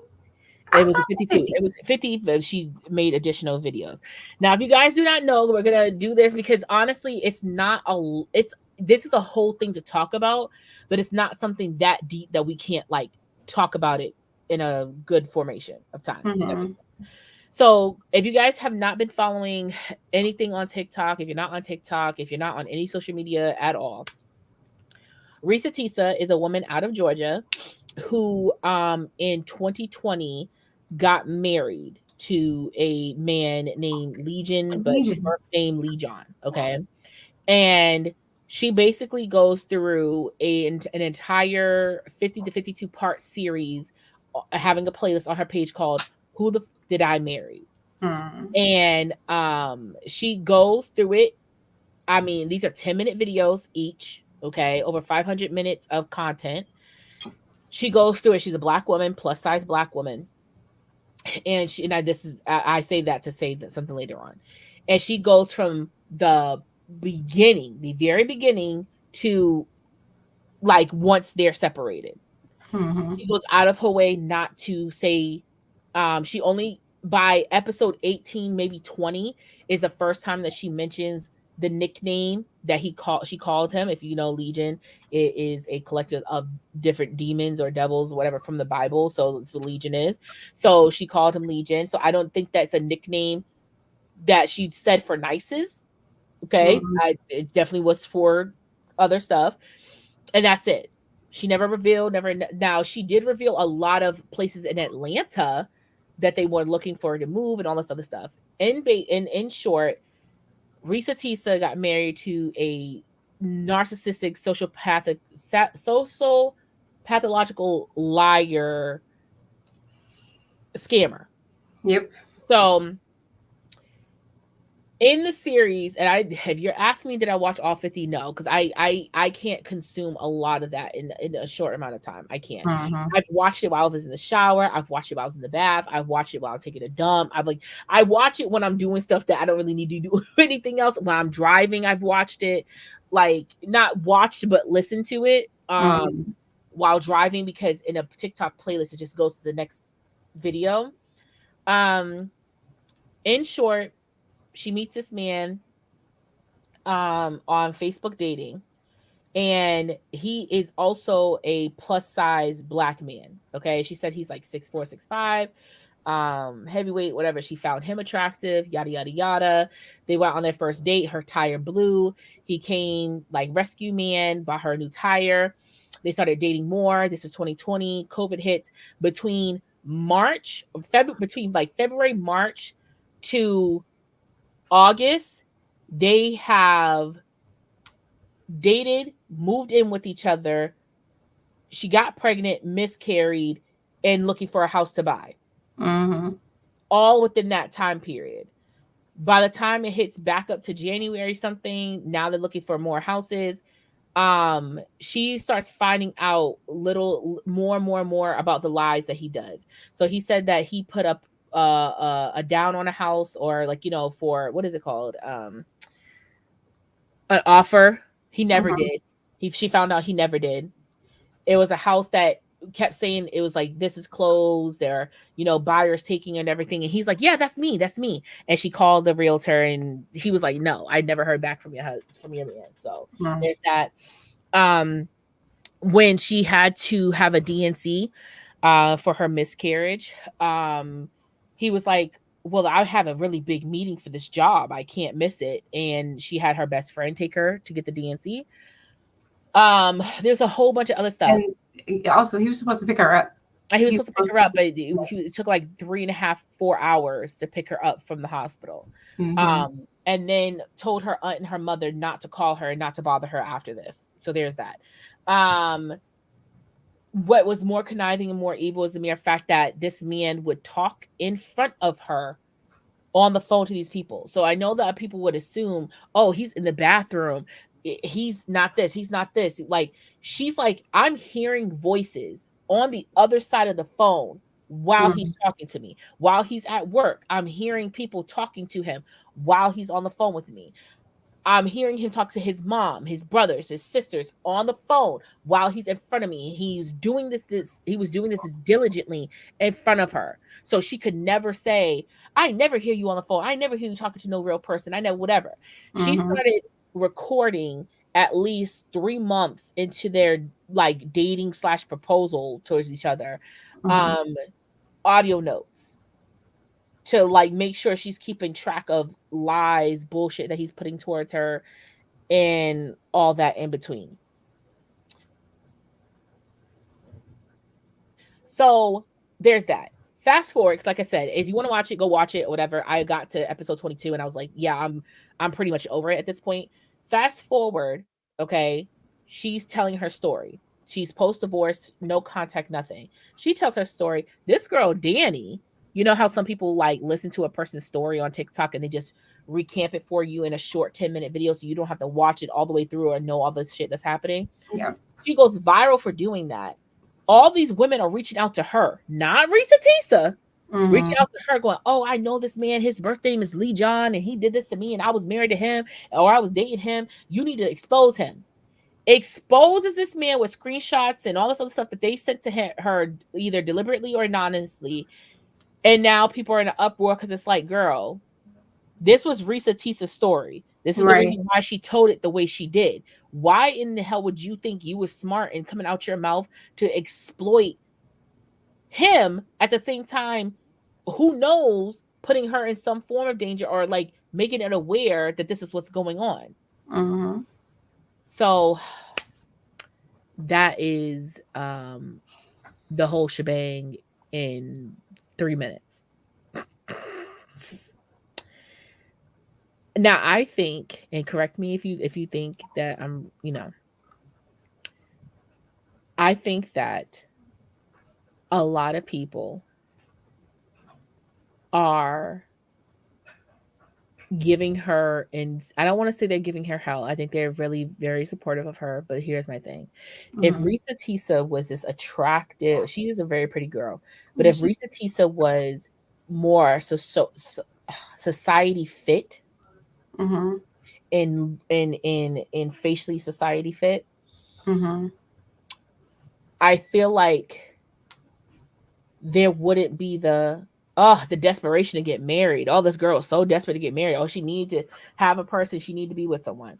Mm-hmm. On the other end of that token, I think that if he was a society fit person, body wise and face wise, Mm-hmm. all those women be like, "Oh, girl, I totally understand why your dumb ass would fall for this because I would too." He could tell me the sky was green, and I'd be like, "Yup, and it is, and it is."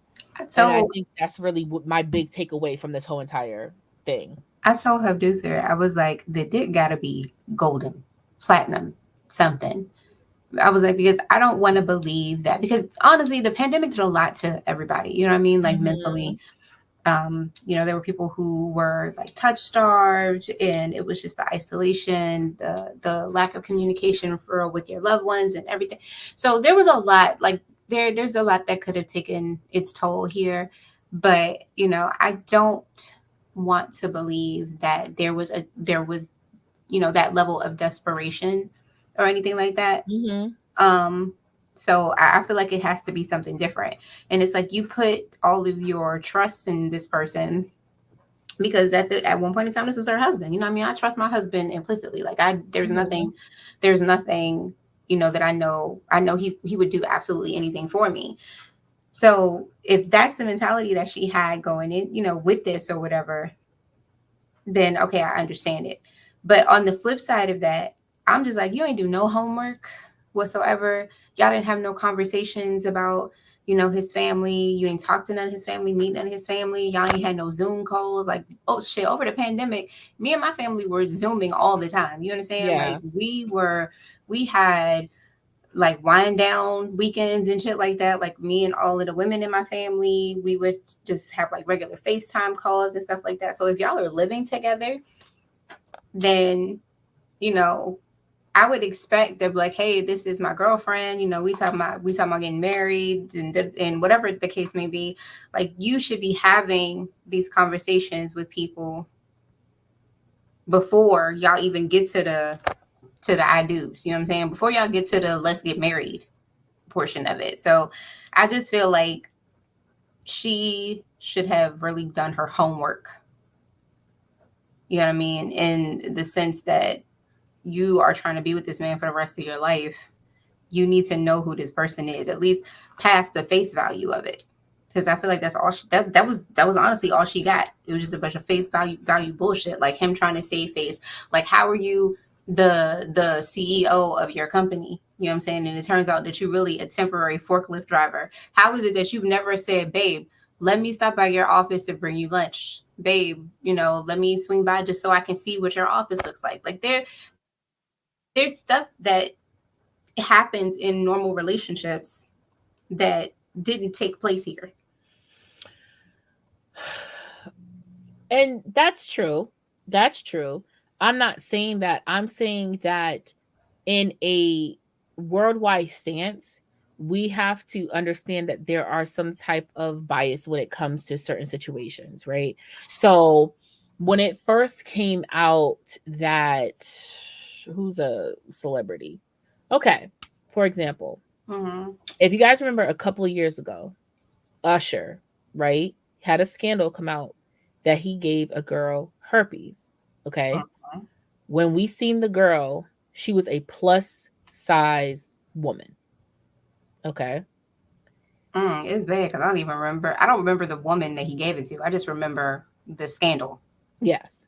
It was Mm-hmm. a plus size woman saying that Usher had gave her herpes. Mm-hmm. Before she revealed herself, before any of this came out, it was like Usher herpes. Usher, what? Right. Could never. It's Usher. It's the good Right. boy of R&B. You know, like Usher. What? When they seen the girl, they were like, "Girl, I know you lying." Mm-hmm. Like he was Because it's all up like in Chili. somebody like Usher. Why is he dealing with somebody like Yes, you? it was like he was all up in Chili's behind, and like 15 years ago. You think he went and said, "You know what? Let me try this out." Girl, please, he would never. Usher would never touch nobody who looks like you. You got to be Mm-hmm. out your mind and blah blah blah blah. It's So you that's feel what like I'm if it was saying. somebody who was more socially Yes, acceptable, then it would that's have what been I'm more of an saying. uproar. It's Honestly, because okay, so let's just using that same example, right? mm-hmm, Even women who are socially acceptable that get caught up in some type of scandal when it comes to a celebrity, if it is a well-known, well-loved celebrity like Usher, even if mm-hmm. she was socially acceptable, do you feel like it would have been more of an uproar?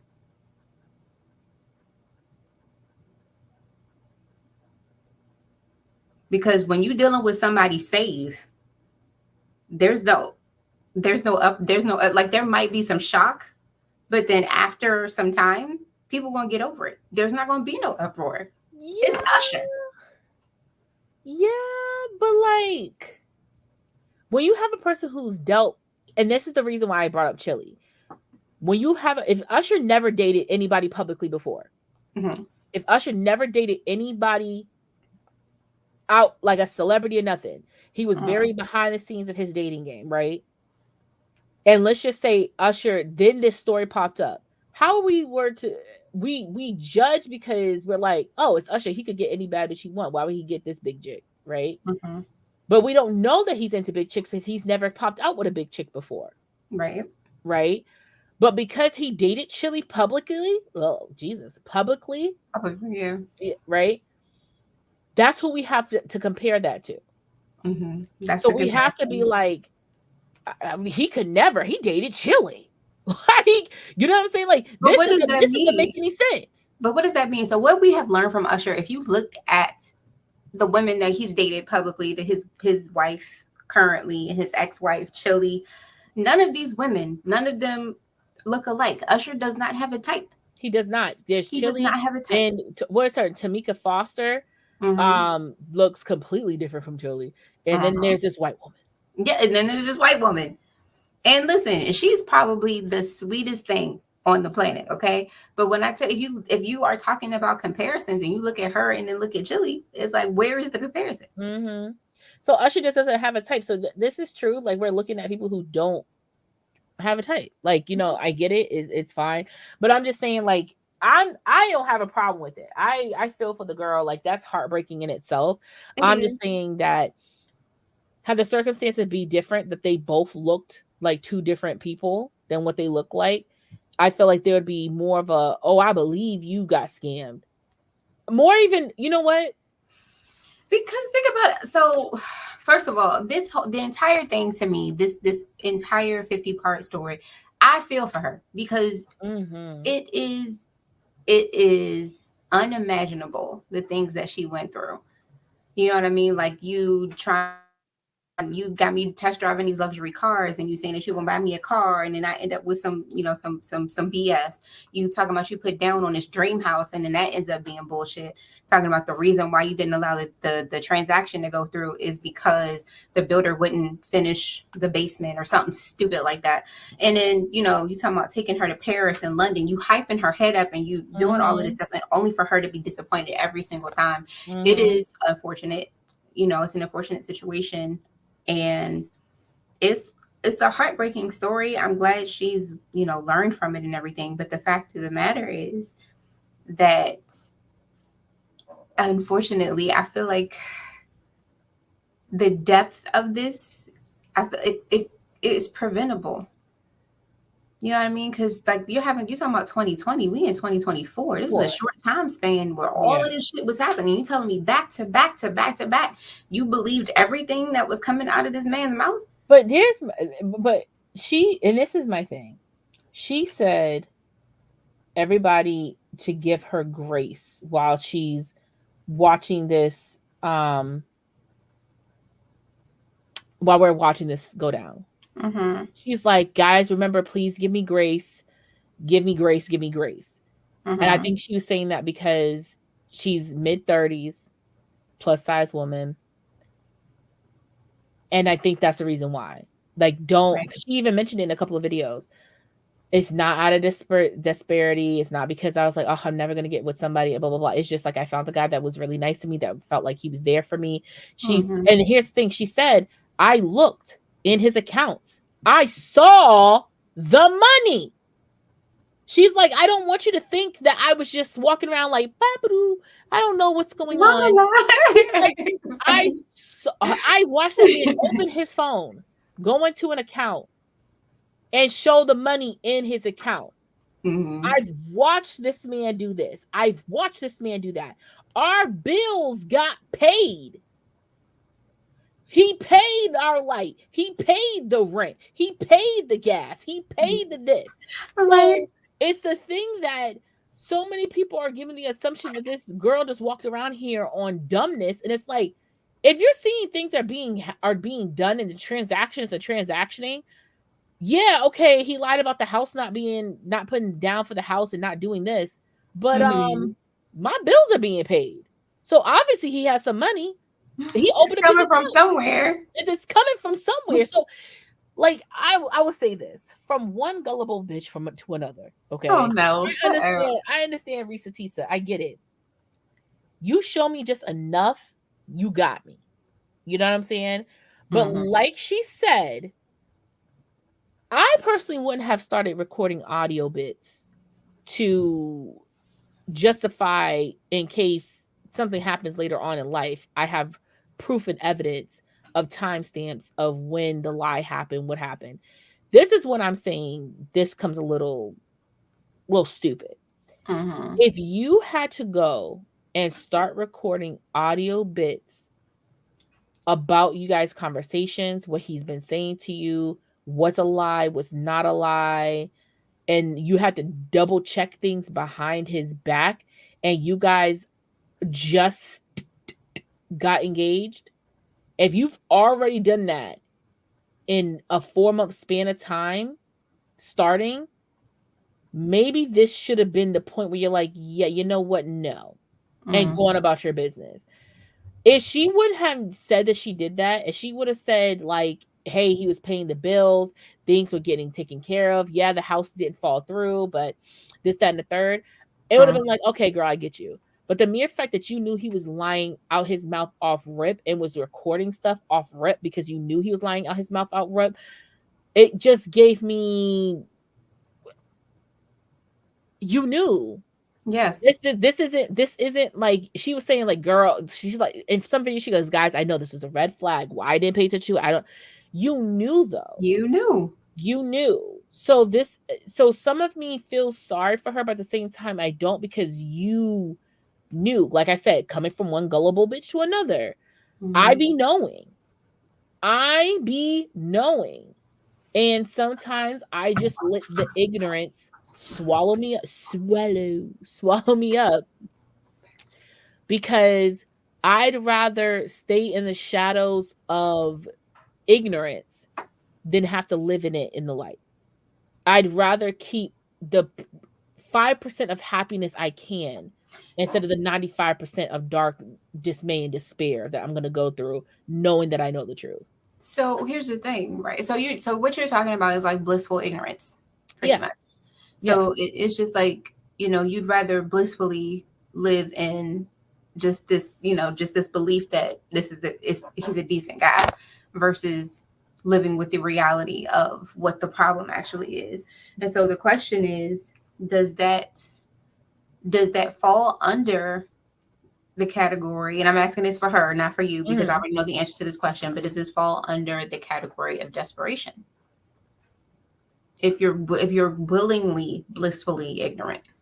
I think it falls underneath the category of desperation, not because it's a need. Mm-hmm. It's out of a desperate want. Mm-hmm. You know, she doesn't need to have anything. She doesn't need to have this man. She doesn't need to whatever. She was doing grand fine by, whatever. Right. It's that desire to want something so bad for it to be real, for it to be a thing. You know what I'm saying? I think so. Most people who do, like, okay, so have you ever been I don't even know if it's a situation, but have you ever heard a girlfriend, your sister, or like just anybody say something to you that was basic human ethics, right?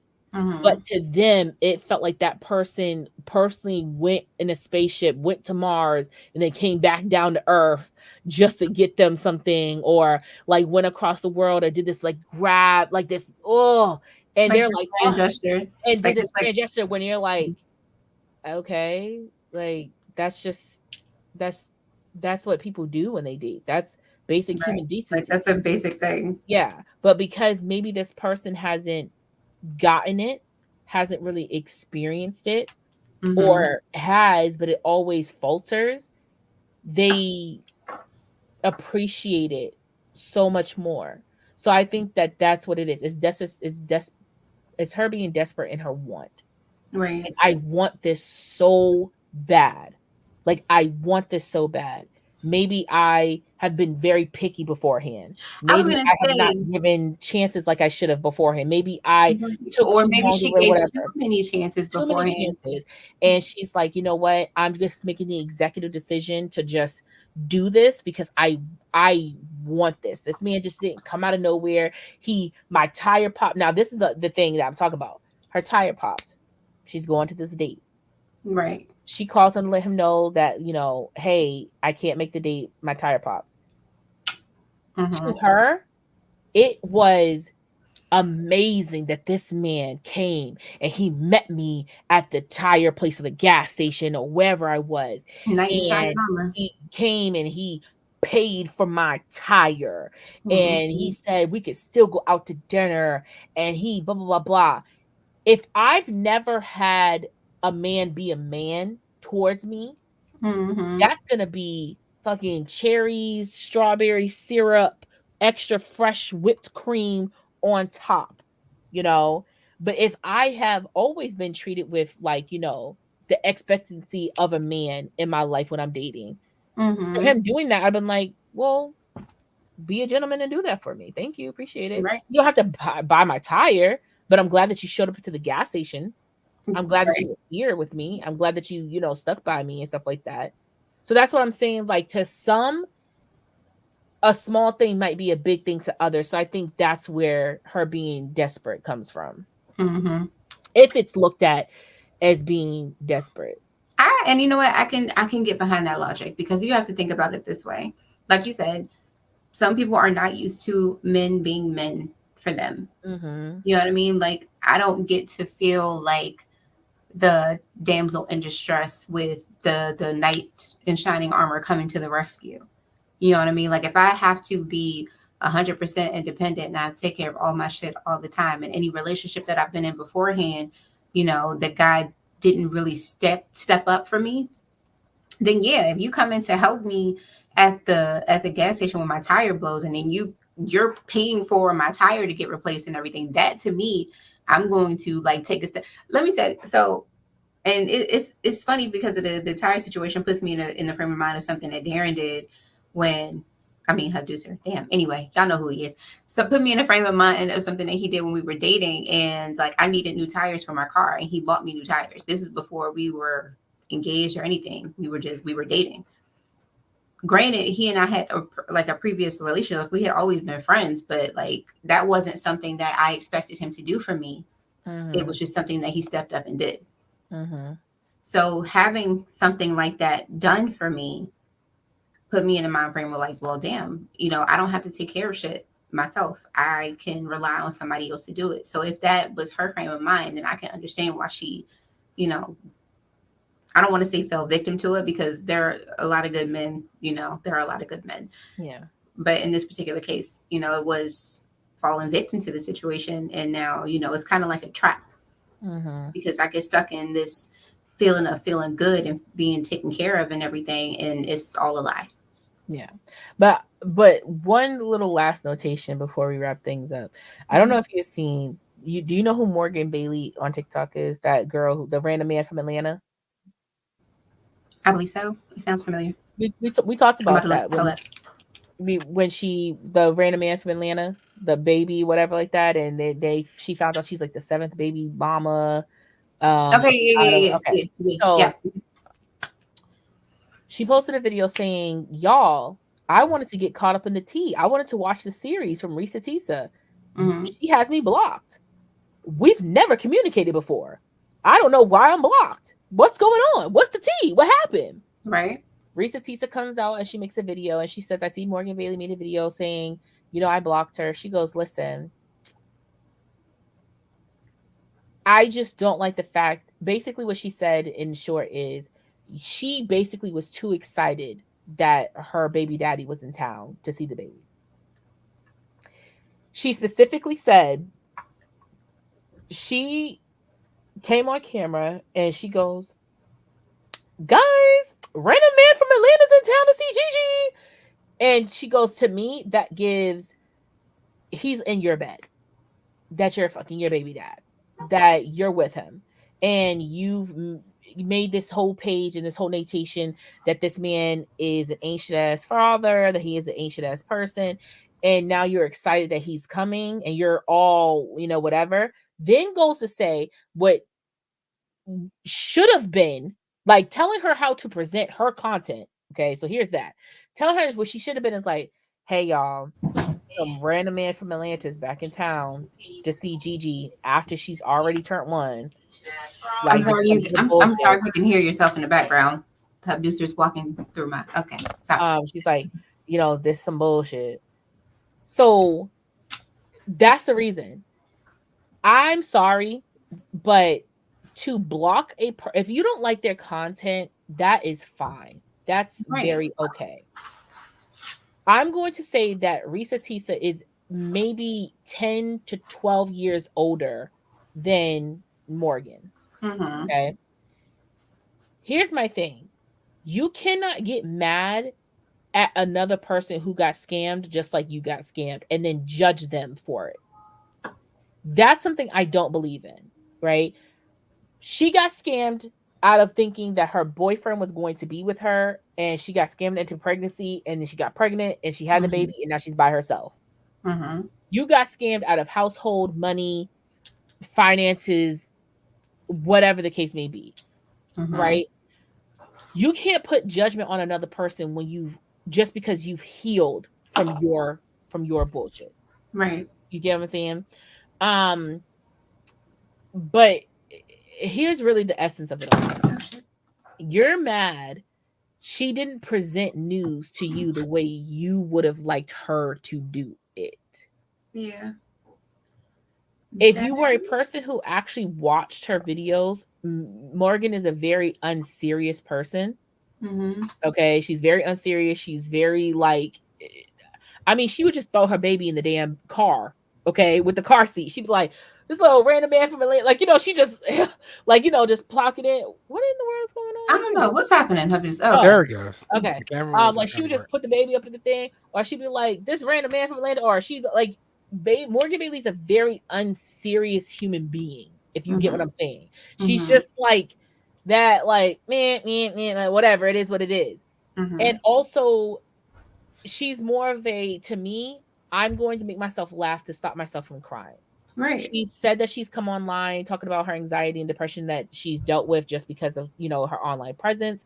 She's lost her job. Her car got stolen from in front of her apartment. Like, you know what I'm saying? Like, she is a young woman just because she has 3 million followers on TikTok.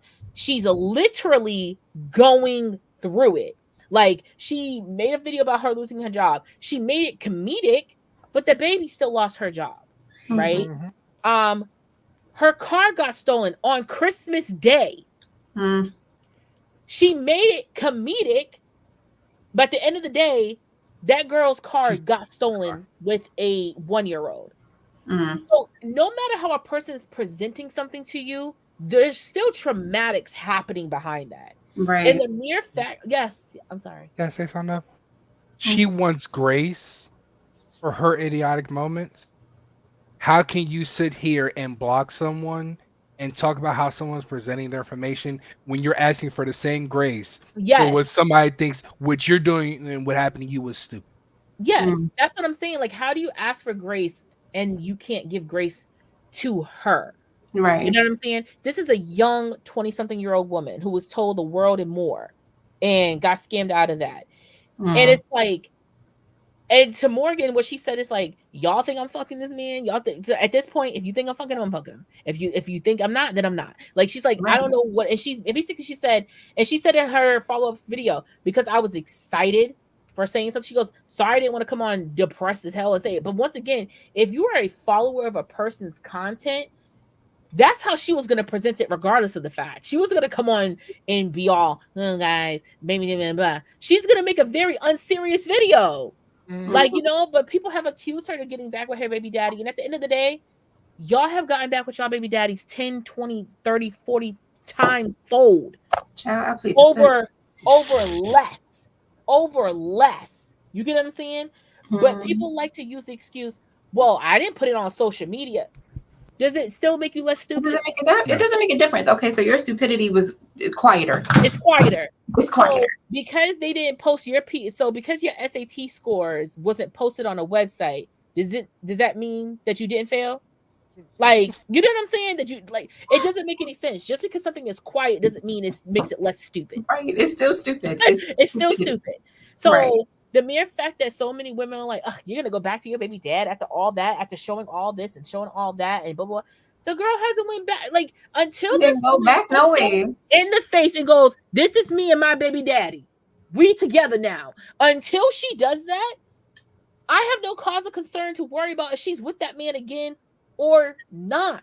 Here's It's another thing. Why is it anybody's business? Okay, I understand she posted it, but why is it so concerning for you? Why is the level of concern so high that you decided to go out of watch your way this to block this girl. girl? Oh, and then I think in her video she said it was a trigger for girl. If you don't go sit your dumb behind, this is the only thing Oh, I hate when people get some type of status on TikTok and then they feel mhm, like that they have some type of legion to like do what they want to do with mhm, people. You could have just said, Morgan, your content was just getting, because like Morgan said, she can block me if you don't like my content, just block me. I mean, I don't care. But she was saying that that's not her reason for blocking me, because she didn't like my content. mhm. She blocked me because I seemed too excited that my baby daddy was here to see his daughter, and I didn't say it the way she wanted to, the way she wanted to. Because it's been a whole fiasco of him not seeing the child. So yeah. Exactly. So I'm like, Right. So that's another thing. As a mother, and I can feel any type of way about my kid's father. If you know what I'm saying, like we can have any type of relationship, whatever the case may be. But if I know that that man being around is important to my kid, then yeah, I may have a certain level of excitement about it because damn, my kid is going to actually get to spend some time with their father, with the other person that created them. I would be excited about that I because don't know. I'm not an ain't shit. Like, here's the thing, to me, unless the father is like doing something to harm the child mentally, physically, emotionally, I want you to spend time with my child. I want my Mhm. child to have a relationship with their father because it is important for the child to have a connection to both parents, in my opinion. Mhm. Mhm. So I'm not going to block him. Even I could think you are the worst person in the entire world for me.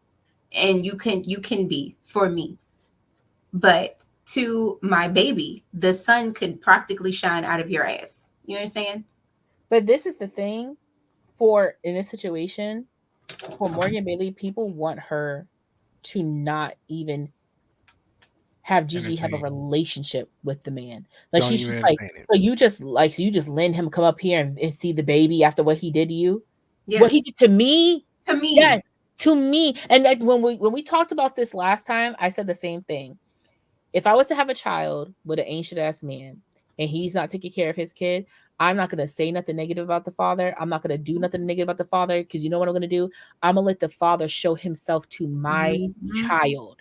And then you have people or men who get online who be like, my baby mama feeding my baby da da da da da and telling her this.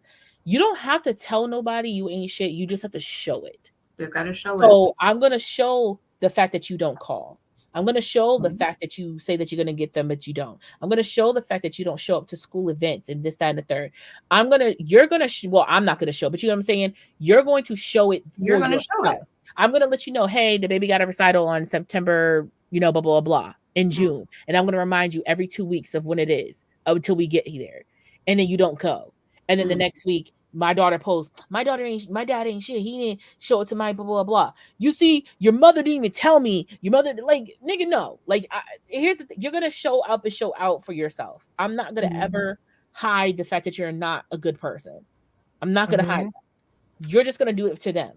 Now, just because you are effed up to me does not mean you're going to be effed up to our kid. Mhm. So you could be the most loving and gentlest and greatest parent, but just be a disgusting human being. You know what I'm saying? But I'm still not going to take my child away from you just for that mere fact. I'm still not going to say you can't see them because you Right. didn't do me right. Or people who use the child support to say you didn't give me enough money, you can't see your kid. Like, And that's the crazy thing. Like that part of the whole baby mama, baby daddy relationship thing, that's the shit that bothers me the most is the constant battle between the parents is what is harming the child. mm-hmm, Mhm. Because y'all can't seem to get y'all shit together as people. Your child is going to be hurt because of it. That is the part that bothers me the most. Like with everything that I went through with my kid's father, I try to keep my kids away from it all. And I mean, of course, children are going to see, they're going to hear stuff because they're smart. You know what I'm saying? But mm-hmm. at the same time, like you said, if my kid's father ain't shit, then my kids are going to learn that he ain't shit By on their own. themselves. They're going to Mm-hmm. form their own opinion. Their opinions are not going to be based off of mine. And I tell my kids all the time, you can't be mad at people for me. You know what I'm Mm-hmm. saying? Like you can't feel a certain type of way about somebody because I feel a certain type of way about them. You have to form your own opinion. Yeah. But at the same time, don't let them talk about me in your face. Yeah, and no, but that's another thing. Yeah. That's another thing. At the same time, I'm not going to let them be disrespectful. And I, on the flip side of that, expect the same thing in return. Mm-hmm. But I don't know, man. I just feel like you, just like Abdusa said, you wanted people to give you grace. How are you not going to give this young lady grace when her? The only difference between y'all situation is there was no marriage and there was no house. Right. But That's there's the a only child, difference between and the your child situation, makes a difference. and the child made a difference. Yeah. Her child came to be, yours didn't. My apologies. I'm so sorry that happened. And you had to end up having a DNC, and that sucks even more. It does. But that's the major difference. There was no marriage, there was no house, and and the child makes a difference. I That's think the only also difference between the two. I think also Risa Tisa has a lot of, and I'm hoping and praying that she is receiving therapy because I feel like she has a lot of trauma to heal from. Because you're Oh talking yes. about this entire relationship, and then the fact that you lost a baby in the midst of all of that turmoil. Not That even the mist, baby. In the first in the first 4 months, in the first couple of the months, yeah. first 4 months. And this is not all they. This has happened. Excuse me. Not this. This This didn't this didn't happen happen in in the middle of it. This didn't happen toward the 2022 end. or 21. This happened in the first. This girl got pregnant In the very in beginning. in That's May. why they got married, right? That's why they got married. Yes, Because they she got got no. pregnant. He proposed. Mhm. He said, open it. There you Mm. go. We're engaged. Not we're engaged. That's what she said. She said he took it. He said, she's like, oh, we're engaged. You're mine now. Thank you. That's how he proposed. That's how he proposed. My thing is this. We're engaged Y'all now. started talking and dating in February, March. Government shut it down at the end of March. April, you're pregnant. At the end of April, early May, you're pregnant. July, you having a DNC. And in January of the next year, y'all still having trouble buying this house. That's just too It's much. too much. And then the thing about it is, I think another reason why she was so susceptible to this whole situation was because she did lose the baby. And when you lose a baby, you are dependent on your partner to help you get through it. And if your partner is like, trying to coddle you with all of this like BS or whatever, like trying to do the most and say we're going to do X, Y, and Z, we're going to get this house, we're going to go away, we're going to do blah blah blah, then you won't believe it. So yeah, I pray that she get therapy through all of this. I hope she has a good therapist because it's a lot. It's gonna be a long ass session. It's a Well, lot. guys, thank you so much for staying a half hour over while we discuss these things for the week. We appreciate you more than you know. Once again, it's the Kink Zoe podcast, your favorite weekly dosage of nasty, kinky, freaky things. This is girl Chase C. Hayes and Matt, how you say it, loves that flavor, stays in your mouth. Wait a minute. How did I just notice your background? Why did I just wait a minute? I told producer that I feel like if this is the Kink Zoe pod, like I understand our background, like the background that I made like for the show. Yeah, of course it has whips, chains, and all those things in between, right? But I feel like if we gonna do this, I can't be having no blue, calm, serene ass background living room, Right, and me with the piano. as my background thingy. Okay. It has to. It like something has to give with the theme. Like if we're gonna be doing it, we're gonna be doing it. Okay. So like, why not have like a little room to set the scene? Like we in the dungeon now. What's up, nigga? You know what I'm saying? Like we in the trenches now. Like you know what I'm saying? Like, you guys see, there's like a picture right here. I don't know what that picture is. I must say I don't know what's happening over there. Demonstration of something. Okay, there's a table. I don't know. Hold on, let me move my chair. Is it gonna? Oh, am I still here? Am I still here? You are. Where'd I go? Hold on. Where I disappear at? Hold on. Oh, if I go like this. Oh, there it is. That's That's a whole dungeon. Okay. There you guys go.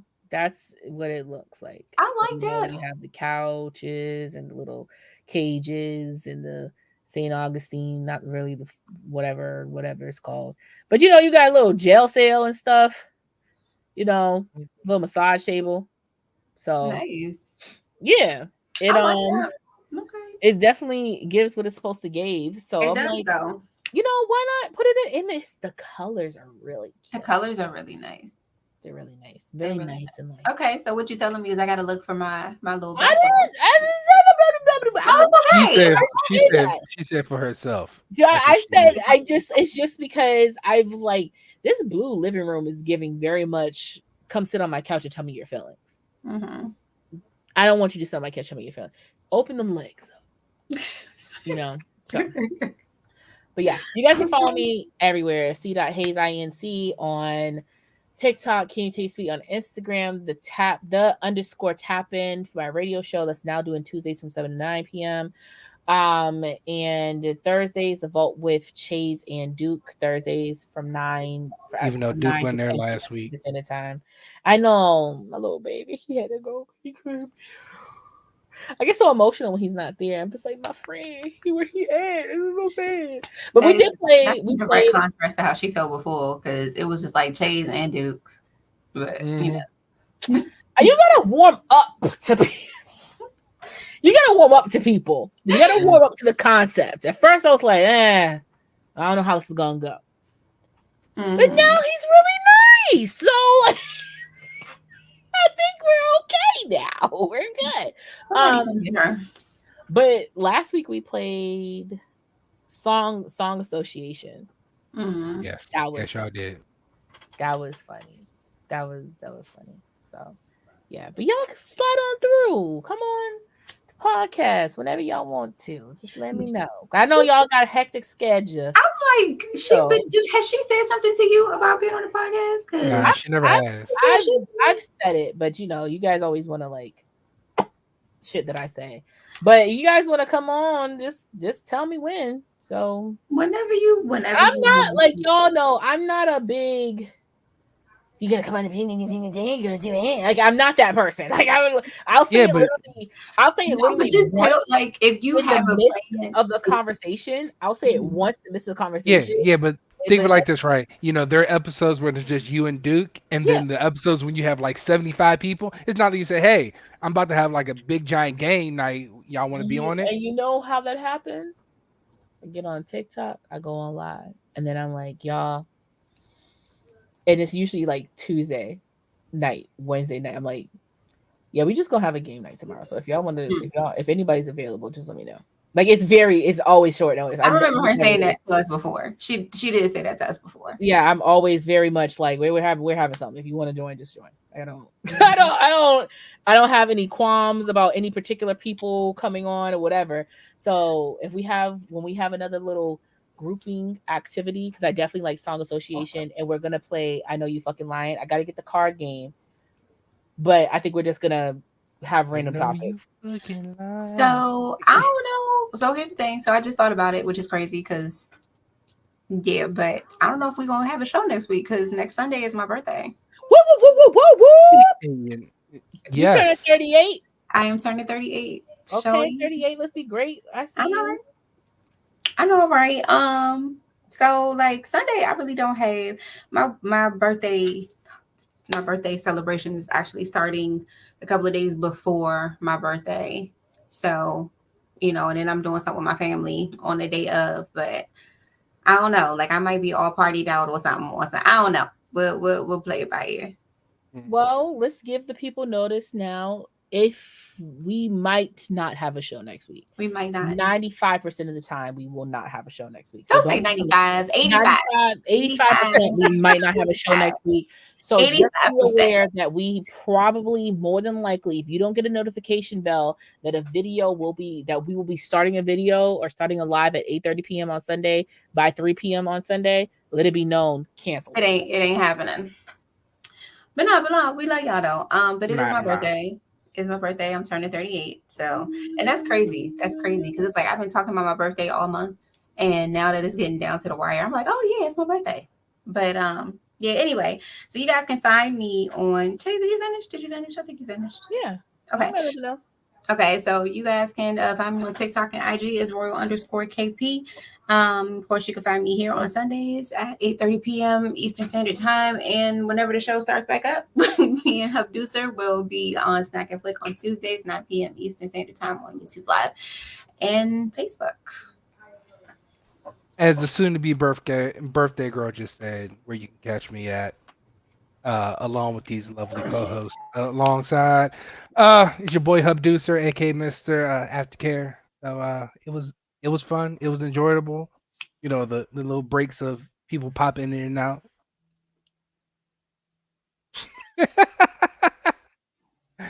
All right, ladies, y'all ready to get out of here? Yes, I got to get up at 4 a.m. Yeah, there's no aftercare. I mean, if y'all want to go, sure, but I mean, we just gave y'all aftercare for free. So We did. We literally did. Like, we was in here for like 40, 42 whole additional minutes. them people got to go make love and go to sleep. Facts. Oh, sorry. Good nighty bitesies. Good night, y'all.